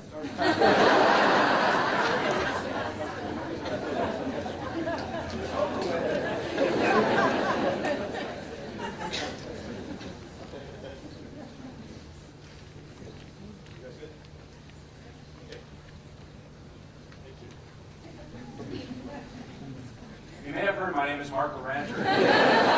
I'm with Chrysalis. Chrysalis is Los Angeles' only independent nonprofit that's exclusively dedicated to helping economically disadvantaged and the homeless change their lives through finding and retaining employment. I don't need to tell you what a significant issue homelessness is in our community, but I am here to tell you that it's not hopeless. And I want to share with you tonight a few things that Chrysalis is doing to accelerate the progress we're making to address this issue. Each year, Chrysalis helps 1,500 individuals find jobs through our one-on-one counseling, through our classroom training, and the other resources that we have. And as part of our program, we own and operate 2 businesses, 2 social enterprises within our nonprofit that provide transitional job opportunities for those clients that are the hardest to place. These businesses generate $4 million a year in annual revenue and are self-sustaining. And this is great. We're very proud of our track record, and we know that we've made a significant difference in the community. But we also know it's not good enough. We all know in these uncertain economic times the demand for our services is only going to increase. And it's for that reason that we are now launching our 3rd sustainable social enterprise, one we're going to call Chrysalis Green. Chrysalis Green will provide us the opportunity to create 150 additional transitional jobs each year for our clients and train them in a part of the Southern California economy that's actually thriving. We're going to focus on landfill diversion and the recycling and reuse of materials. Now, this may not sound like a particularly exciting area, but it actually addresses a very significant issue here in Los Angeles, and that's the lack of landfill space in our county landfills. You're probably not aware that each year over 200,000 mattresses end up in landfills. Our plan is to divert large bulky items like mattresses, couches, and chairs, deconstruct them into their component parts, and recycle the steel, the wood, the fiber, and the foam to scrap dealers. We're very excited about the jobs this is going to create, the $1 million in annualized revenue on a self-sustaining basis that this program will create, as well as the environmental impact that we're going to make right here in Southern California. But even bigger than that is the interest that we've had from other workforce development agencies like Rubicon in San Francisco to take what we learned here with this very simple project and expand it nationally to address these same issues on a national scale. I'm here tonight to ask for 2 things. First, we need money. We're looking to raise $750,000 to fund the equipment and working capital needs of Chrysalis Green to get it off the drawing board and into the self-sustaining nature of the rest of our programs. The second thing I'm asking for your help tonight with is we're looking to partner with large mattress retailers and manufacturers in Southern California, the Sit and Sleeps and the Ortho mattresses of the world. And if any of you have contacts with Larry Miller or any of the other folks in that business, I'd love to talk to you. Thanks again for your attention and for coming out tonight, and I hope to tell you more about how we can change lives through jobs at Chrysalis. Thank you.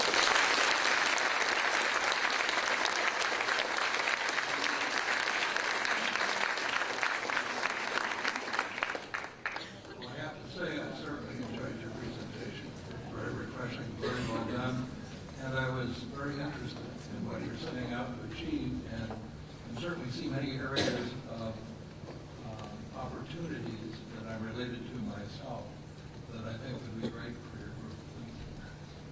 I also was very interested, and I thought that was a very clear presentation. I actually appreciated that at the very end with your ask. You were very clear about the two things that you needed. I could take two things home really easily. The one thing I thought was missing at the outset, though, was a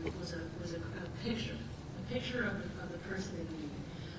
And you used very clear language, but it didn't really show, I thought, a vivid image of your client, of the person whose lives that you're trying to, the lives that you're trying to save.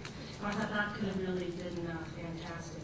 And then in addition, I was left wondering what exactly you were going to do, the steps behind making this project possible. So otherwise, I thought it was just really excellent. I just kept wanting more. Maybe another 3 minutes. Well, I thought you packed a tremendous amount into 3 minutes, and really in terms of describing the overall model of Chrysalis, and then really sort of describing a second model of the new business. And was just very impressed with how much you packed in, but at the same time how clear it was with the description of the model and of the ask. Which was part of my challenge with it, which was after you got into the sort of this new development that Chrysalis is involved in, I wanted more time to hear more about that. As I listened to it, I was sort of going, I wish that the first part had been 30 seconds shorter, so I could have got 30 seconds more about the innovation. Thank you. Okay, next up is St. Barnabas Senior Services.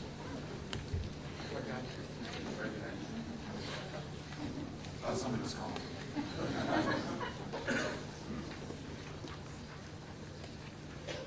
Good evening. My name is Martha Spinks. I'm the Executive Director of St. Barnabas Senior Services. St. Barnabas is 100 years old and a nationally recognized leader in elder services. I also represent one of the biggest growth industries in the United States, old people. As this senior tsunami starts rolling over us, we're discovering that there's some big gaps in health care. One of the biggest gaps is long-term care, otherwise known as nursing homes and assisted living. Medicare will not pay for long-term care. If you choose to pay for long-term care out of pocket, it'll cost you somewhere between $4,000 and $7,000 a month, and you may outlive your money. St. Barnabas has an alternative to long-term care that provides improved quality of life for seniors, saves money, is affordable, and it'll pay for itself in 3 years. And no one in Los Angeles has done this before. Currently, St. Barnabas is piloting this project with a property development company that will create and manage 102 affordable apartments that seniors will rent. Inside that apartment building, St. Barnabas will build one of its adult day health care centers, where seniors can come to a one-stop shop and get all of their health care on site. And St. Barnabas will create its own HMO through which Medicare will pay for the health care that our enrollees receive. This has major impact on individuals and the community.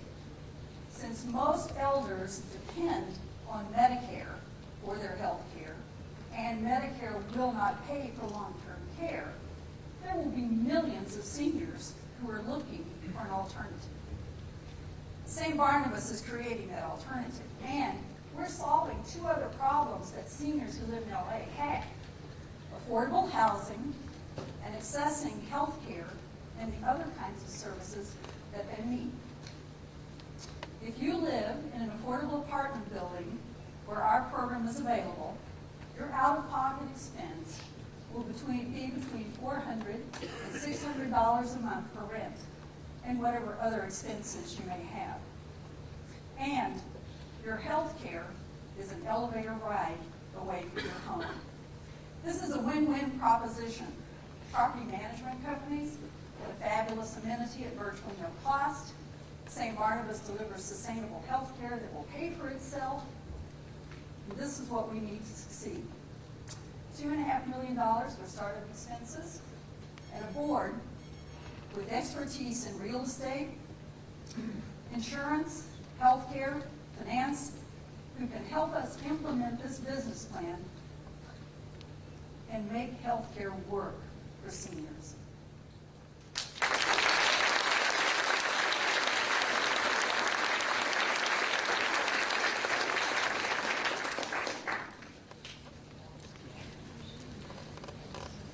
Well, I have to say I'm related to everything. I have to say I'm probably the only speaker tonight who gets everybody eventually. And I have heard so many of my friends and their children talking about their parents' health and the parents themselves and what they're looking forward to and how they can afford it and the concerns to the ends that you're talking about. So I'm so pleased to see you out there with what you're doing. I thought it was it's a great model and very much needed. I think I just have two comments. One, it felt a little bit like it took a while to get to what you were actually going to do. And so I was sort of wondering what, how actually you're going to address the problem for a little bit. And also I think with it's a big number, the $2.5 million. And I would like to know a little bit more about, what you have in place, how that's going to be used, if there's any management in place, and just a little more detail on that. I may have missed it, but when you said that it was affordable, and then you mentioned the $400 to $600, I believe it was per month care. The next question that I had was, what is the income level of the resident, of the tenant, in order to assess whether or not it would be affordable? And I don't know if you covered that. Did I make myself clear that it's just the housing that they're paying for, not the health care? Yes, yes. And the typical income for people who would use a service like this is somewhere between $800 and $1,200 a month for Social Security. The one other thing I want to add is, I really liked your presentation. One of the places I got a little tripped up was, this is a huge problem. As you describe it, affecting millions of Americans, as you say, it's going to affect everybody at some point, touch everyone at some point. And then the 102 apartments, so the numbers seem to me like you've got 102 apartments and you described it as a problem that affects millions. And so what I'm looking for was, okay, what's the scalability here so that we have a really dynamic, interesting, innovative approach that then can actually reach the tens of thousands, hundreds of thousands of people who are going to need this service.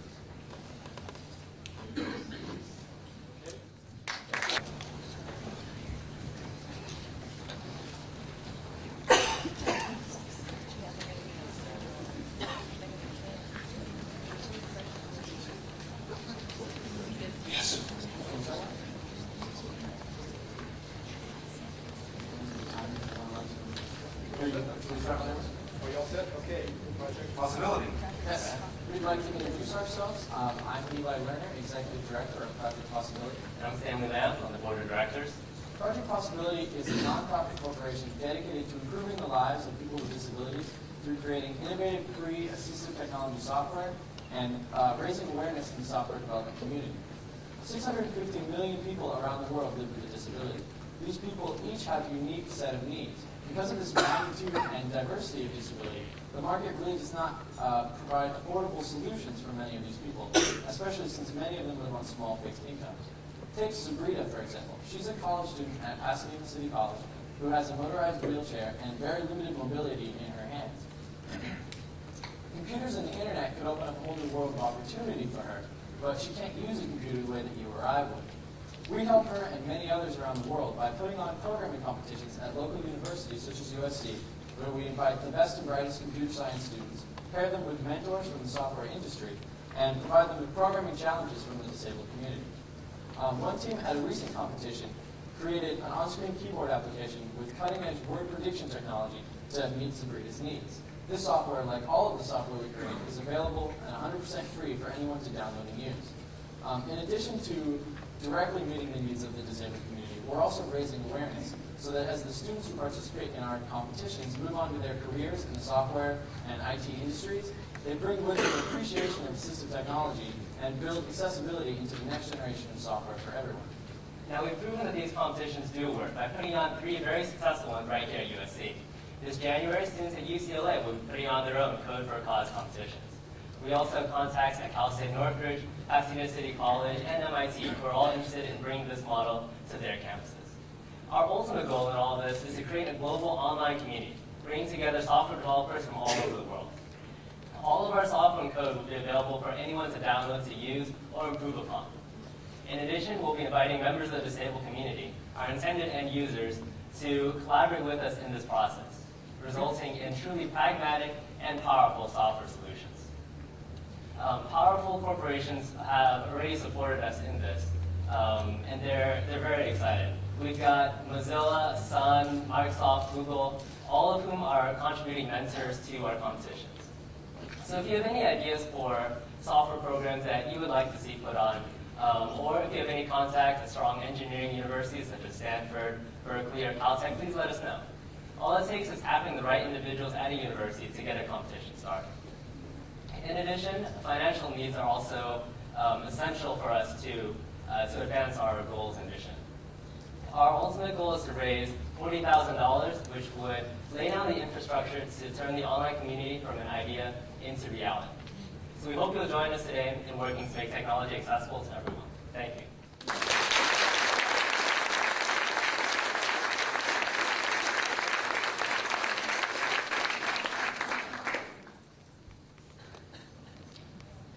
I think that was well done, another duo, challenging to do it, but you handled it well. And I think that to sell this, a few more examples would have helped.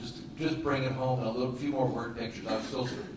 There's a lot of contests, and I was trying to figure out how would you be successful, how many people would you help. And I was trying to just get a few more images would help crystallize the story for me. It's hard to fit it all in. No,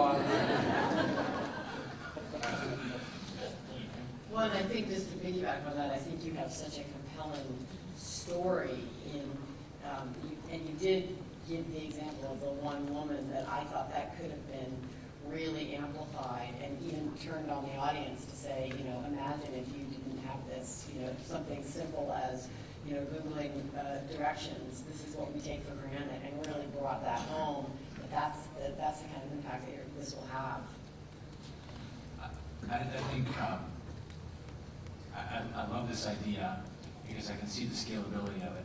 That an idea that's generated a contest here at USC, if it's available, that program is then available to download for free online, can be downloaded anywhere by anybody in the world, which I love this idea. The thing that was missing for me is how do you market this so that people all over the world know that they can go to this particular site and download these great programs that have been developed. So that to me was a critical missing component, so that you're not, as a business model, building an island that nobody knows how to get to. So that was left out of the presentation for me. Did you mention what students received if they win the competition? Is it pure just that they want to be part of social good, or do they also, did you mention if there's an additional carrot participating? Yeah, we didn't read it in the presentation, but we do have donated prizes from the corporations that Stanley mentioned that we give out as prizes to corporations, like you said, for that extra little motivation to get people involved. All right. Thank you. Environmental Charter High School.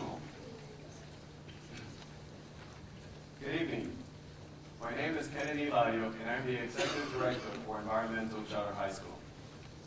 ECHS is a public school that serves 460 students in the city of Lawndale.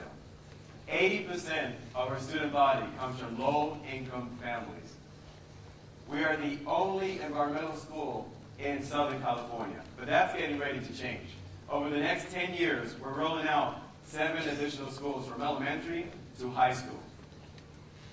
The mission of ECHS is to get students into college and, at the same time, transform them into environmental leaders. The magic that we use to make this happen is called the Green Ambassador Program. This is the glue that connects the environment to the curriculum, inspires the students to learn, and gets them thinking about going to college. In the Green Ambassador Program, the students come in, they learn about environmental issues in their community. They study solutions to these issues, but the key thing is that they learn how to take action. When they take action, this is when they transform themselves into leaders and change agents. Now, some examples of innovative projects of Green Ambassadors include taking a group of city officials down to Santa Monica Bay on a paddle boat made out of trash and recycled bottles.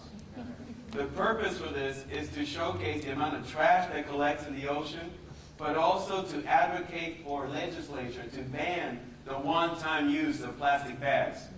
The Green Ambassador also sells a beautiful, sexy stainless steel bottle so that you and I don't have to use plastic bottles to drink our water.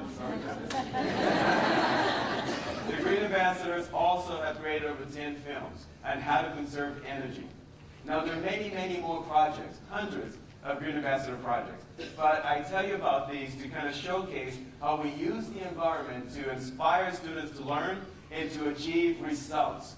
In less than 7 years, we went from ranking at the bottom to now ranking among the top 2 high schools in our district. Last year alone, 90% of the graduating seniors got into 4-year colleges. Now, I'm here tonight to ask for your help. We want to take the Green Ambassador Program and roll it across the nation. We're working with 8 schools, most of them in California, and one of them is in Florida. We're running up against a financial wall. We need $200,000 in order to package the curriculum that we have, post it on the internet, and create a website where we can communicate and coach the other schools as they implement the Green Ambassador Program. And I know tonight, with your help, we can get it done. Thank you, and I look forward to speaking to you.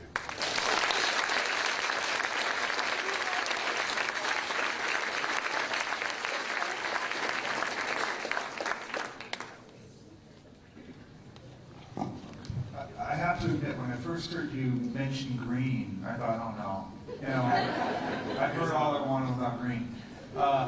Having said that, I was most interested in the linkage between whatever this curriculum is and 90% of your students going on to 4-year colleges.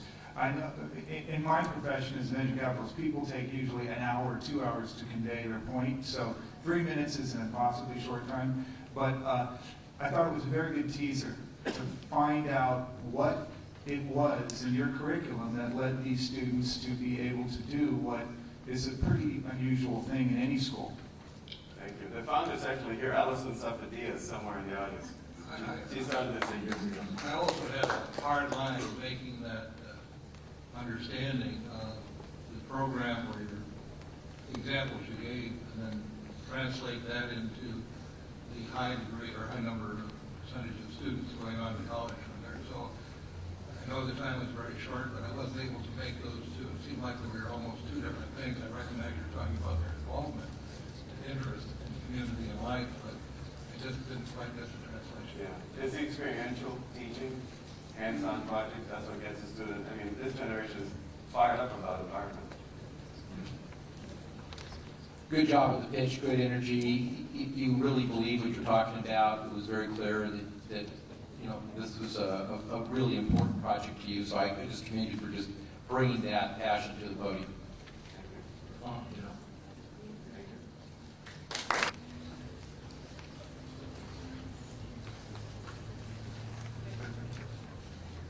Okay, next up is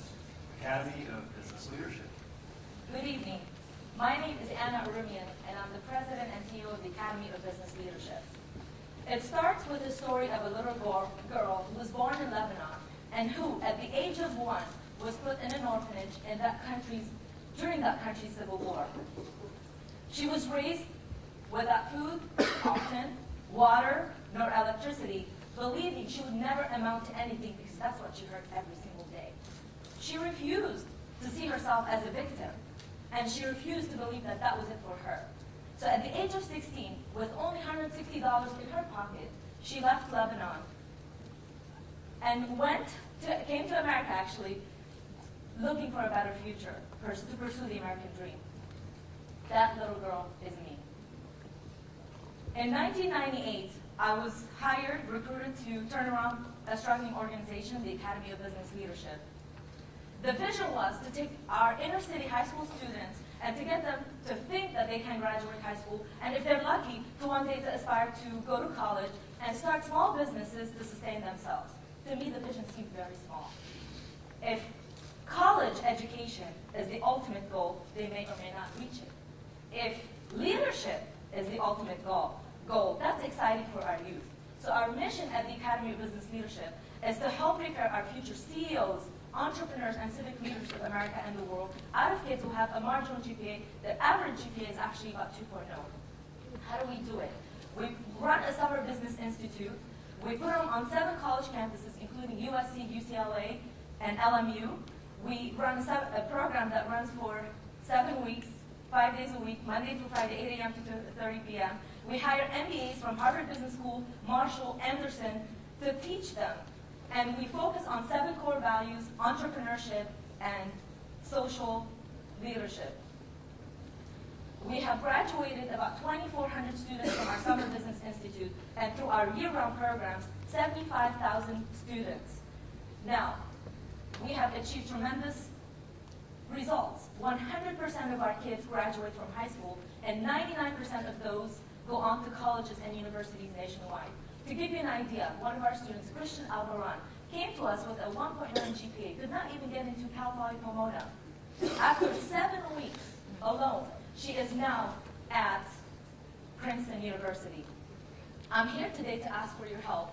In order for us to expand our programs, we need to raise $50 million, and we will be working with a nonprofit financial fund to roll it out to 10 cities. In order to see and foresee the future of a country, all we have to do is to look at its youth. Where will our nation be? Will you join me today and join Bank of America, Merrill Lynch, Southern California Edison, and helping ABL prepare our future leaders now? Thank you very much.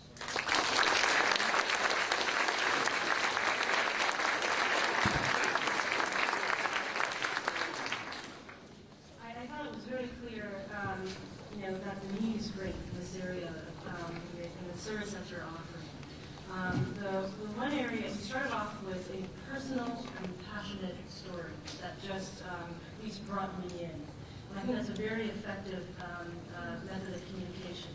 However, the story didn't fully demonstrate how it was connected to the work that was going to follow. And so I think that if you use that tool, you be very clear, even if it is a passionate and powerful and personal story, what is the purpose of that story in connecting it to what comes after it?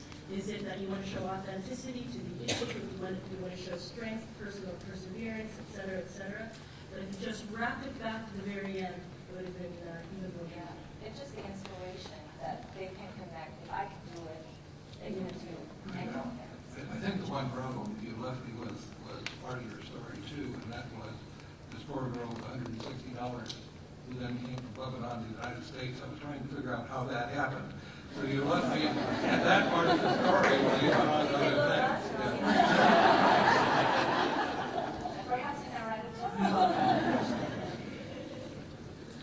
I think I agree with both Bob and with Kathy on this point. I think actually, because you're quite passionate about it, and I think what you have here is an incredibly compelling model, but I'm not totally sure, because what I would like to have heard more of, you taken a little bit of that time up front and instead walked us through how this young woman got from a 1.9 GPA to going to Princeton. I mean, I was like, wait, how did that happen? And so I wanted to know what in your program, how did you get her from where she was to Princeton? Because that would have given me a very clear picture of the value proposition of the model that you have.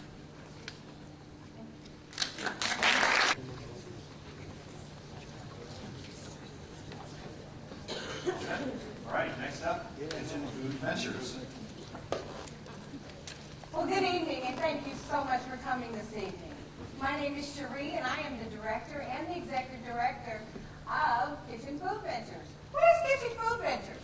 Kitchen Food Ventures is a commercially shared kitchen soon to come that will allow low-income entrepreneurs, caterers, culinary students, farmers that need to add value to a product have the accessibility to come in and use an FDA fully approved kitchen. How does that help them? It stops them, number one, because they typically do not have the resources to go out and lease a building, pay $3,000 or $4,000 a month, and they really don't have $100,000 to go out and invest in all this expensive commercial equipment. But they could afford to come into a kitchen that's already there and pay on a pay-per-use basis. Who believes in Kitchen Food Ventures? The U.S. Department of Agriculture believes in Kitchen Food Ventures. They awarded Kitchen Food Ventures a grant this year in the amount of $75,000 to do the feasibility study, which is currently ongoing. USC, Vertebrate School of Engineering, proudly believes in Kitchen Food Ventures. The students donated 3 semesters and have done the architectural design and layout for the kitchen. In addition to which, LA Trade Tech wants to partner with Kitchen Food Ventures. They want a presence off campus in order to be able to conduct classes. The Food Network is interested in taking food ventures across the country once the kitchen is up and going.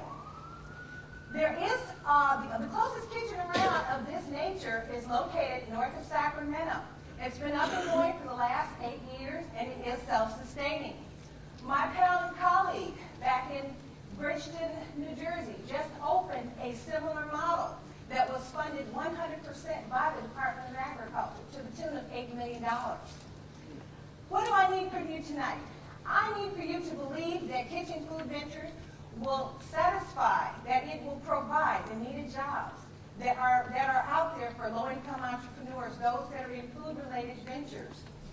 Presently, our marketing plan and our feasibility study, we anticipate that by our 5th year, 250 jobs would have been created as a result of this venture. Additionally,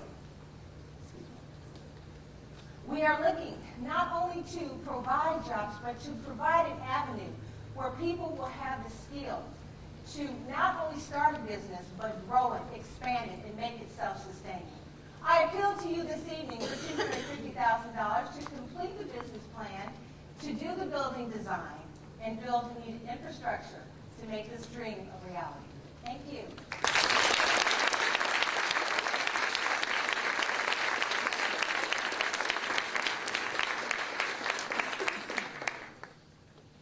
Well, you have a great outfit for sure.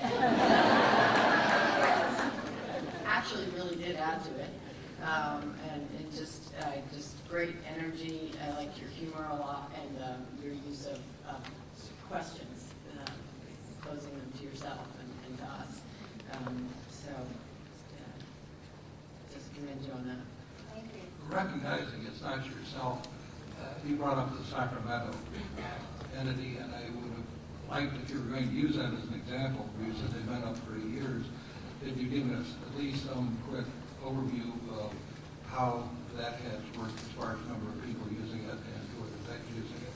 I think I got a little feel of it for when you presented how yours is going to be used, but it might be nice to know just how effective that is. If you've got one up and running that you're using as a light model. And I just say, in terms of getting credibility, using names like U.S. Department of Agriculture, Food Networks, for investors that usually bring something more, and so I was glad you brought that up. Getting a grant from the government, you have to assume there was some process you went through and you were culled from a bigger group, so I like that. The outsourcing kind of concept that you're really tapping into, which is centralizing some capabilities, in this case a kitchen, so that you don't have to replicate it across many, many other businesses. I think that economically makes a lot of sense. In terms of the impact, I would say it's less so in terms of the number of people you will benefit, in just a sense that you're talking about hundreds as opposed to thousands or millions. But the impact you do provide for those people is quite large, particularly since restaurant and food-related businesses are ones where low-income people, when they start businesses, quite often go into.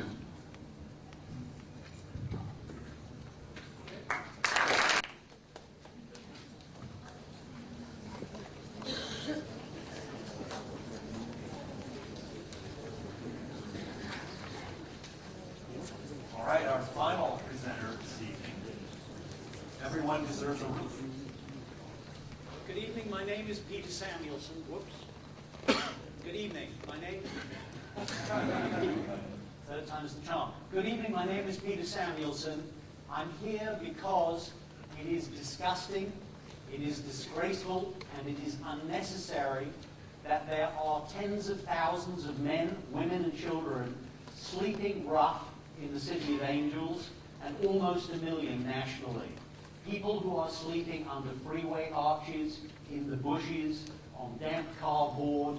The woman off of the San Diego freeway who said, "I will show you where I sleep," and took me to the box that a refrigerator came in, and on the side it said Sub-Zero, and I realized I have the refrigerator, she has the box.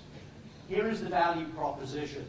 If we work together, by the end of January, that's 3 months' time from now, there will be 1,000 men, women, and children who will not be sleeping in a disgusting, deplorable way that is a disgrace to us as Americans. What is EDAR? An EDAR is a 4-wheeled cart that I have invented. In the daytime, you push it around. It has zippers and pockets. You do your recycling. It has brakes. You hang your panniers over it. At night, you park it. You unfold the back. You unfold the front. You unzip it. You get inside, and you go to sleep on a comfortable mattress. It costs $492, which will fall as we order 1,000, I hope, in January with your help. We need $500,000, 500 times 1,000 units. They will house 550 men, 350 women, and 100 children, because 10% of the homeless are under the age of 18. What have I done so far? I had the idea because I did 62 interviews with homeless people on my bicycle, and I asked them what they needed. I put up prize money at the Art Institute in Pasadena, and we drove a competition for the EDAR. That's where the design came from. We got a shopping cart manufacturer who did 9 prototypes for us. On the 9th one, I ordered 60 of them, which was funded with donations that I just paid people to give with me. Those 60 are now deployed all around Southern California through partnerships with shelters who love these because they create a relationship stickiness also with shelter-resistant people. We are Americans. We have money. We live in a society that is defined by its weakest link. It is unacceptable that these people are sleeping rough amongst us when we have a little bit of technology and a little bit of money, less than $500 a head, gets a person a little bit of dignity and something where they won't be rained on in a refrigerator box. This is how we define America. I'm Peter Samuelson, and I've approved this message.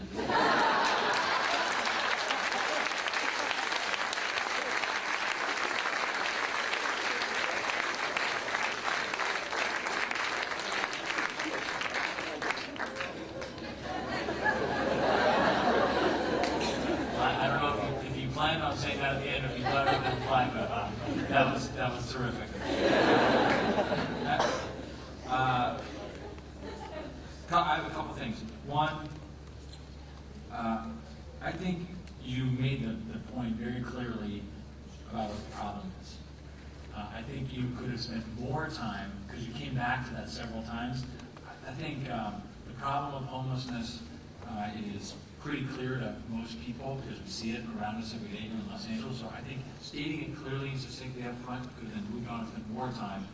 For example, on the relationship with the shelters, that wasn't totally clear to me. And when I heard that about how this creates a, the people who run shelters, they like this idea, this innovation. I wanted to know why and how that relationship works.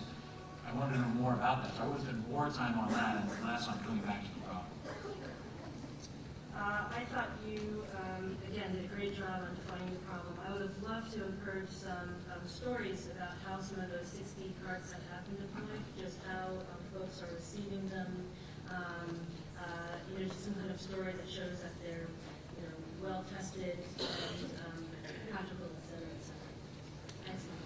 And market data is always critical. So I appreciated you commenting that you interviewed 62 homeless people to get inspired around what you should build. So that was a good comment.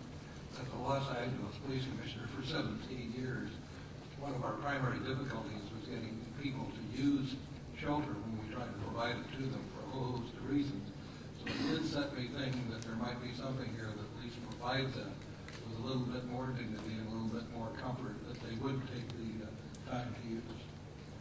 Peter, I graded you very high in the presentation, and I think a lot of the presenters tonight would have benefited a little bit if they started with the end and then backfilled how we get there, because I think developing this really cool invention, but the one thing was missing is how do we deploy it with the shelters, and that was a really interesting thing. If we could have started with that and backfilled how you got there, it would have been probably a little more compelling for them. Yeah, the shelters are my descriptors. Yeah. All right. Terrific. Let's hear a round of applause for all of you.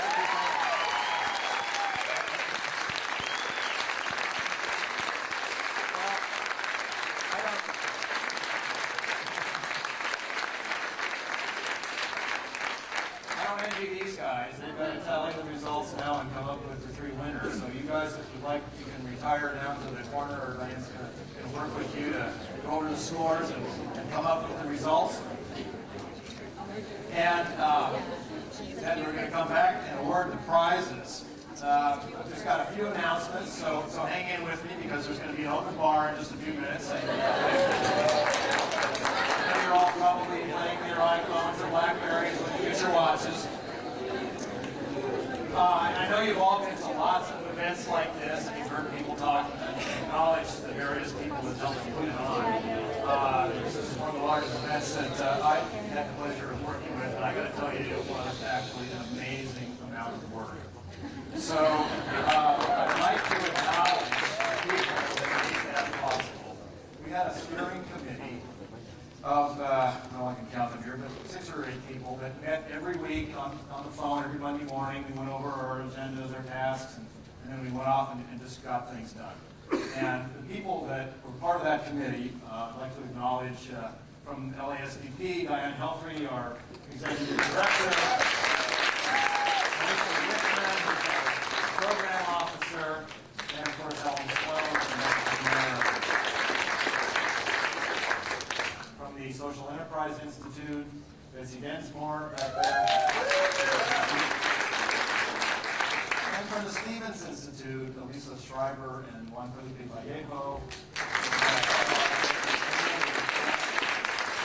We absolutely could not have done this without the help and cooperation from the Stevens Institute. I mean, they provided all of these facilities and logistics and programs and press and relationships and so on.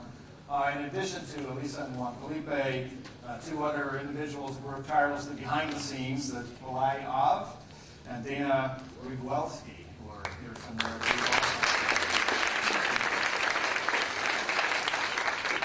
Helping to get all this started, we had a selection committee composed of members of various organizations. Those of you that are here tonight that were part of the selection committee, can you stand up?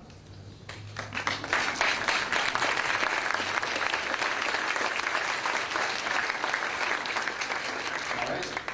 And then we had more than a couple of dozen individuals who acted as coaches and mentors, which was just, I mean, the difference that you made in these presentations, I think, is just remarkable. I mean, These people did it, but a lot of help on them. Can you stand up also?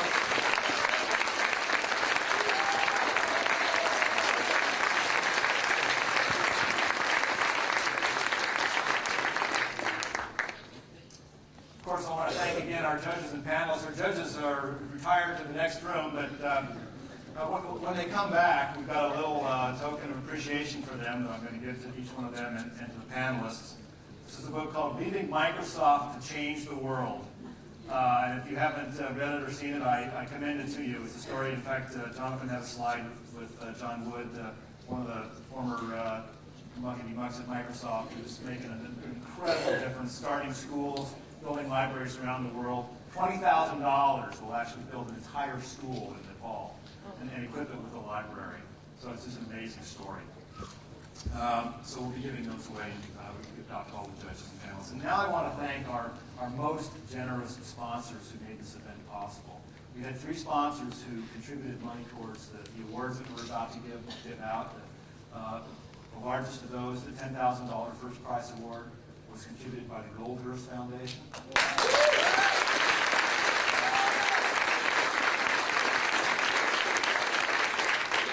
Two $5,000 awards, one from Harris, my CFO. And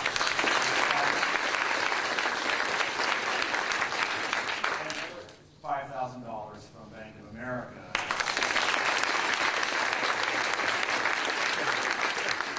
Other sponsors of the event include the California Community Foundation,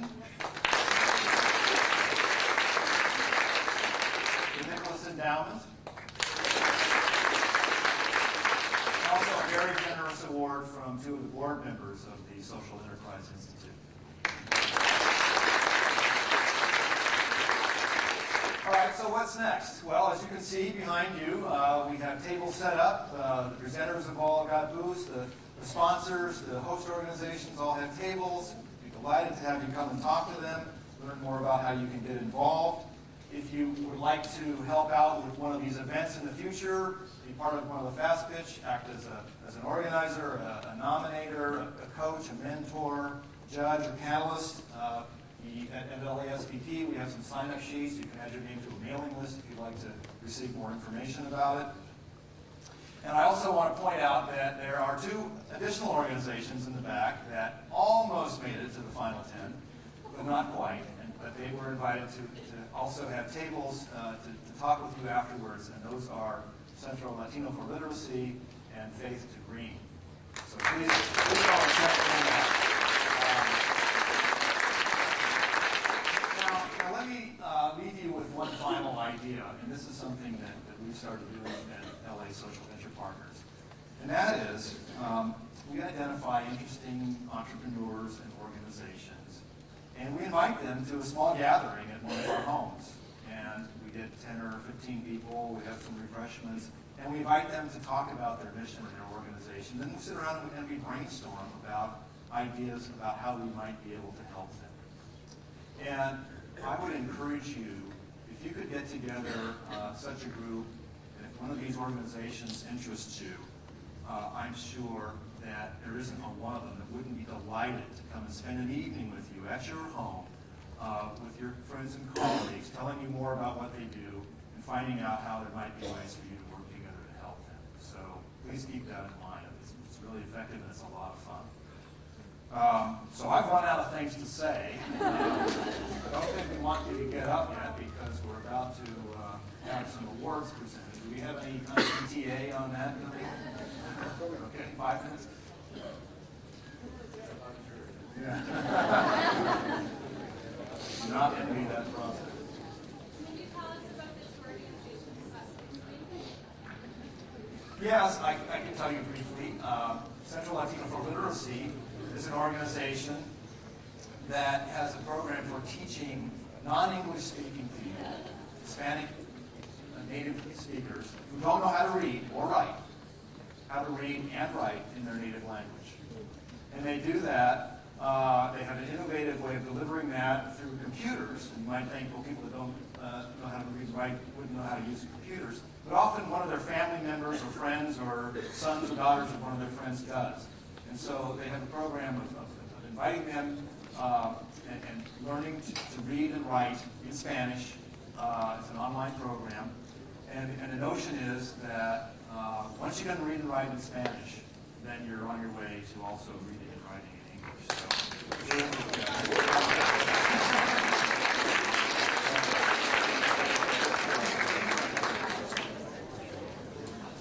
The first award for the greatest innovation and social impact is going to be presented by Ellen Sloan at Bank of America. Come up here. And she has a very large check, $5,000, and it is made out to St. Barnabas Senior Services.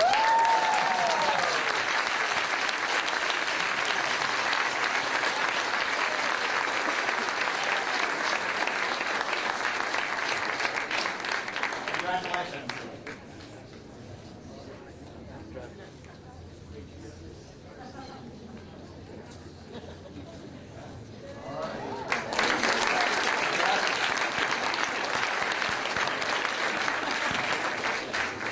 All right, next, Claudia Sangster from Paris, my CFO, is going to come up here with her very large check, which is the $5,000 award for the best presentation. And it goes to Environmental Charter High School.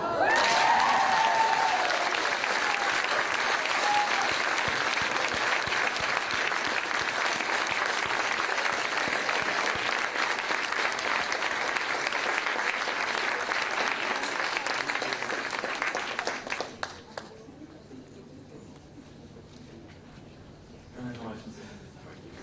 I didn't catch that. All right. Sarah McConaughey from the Goldhurst Foundation with the extra overlarge check for $10,000, which is going to the grand prize winner for best overall, most innovative, and best pitch. Everyone deserves a roof.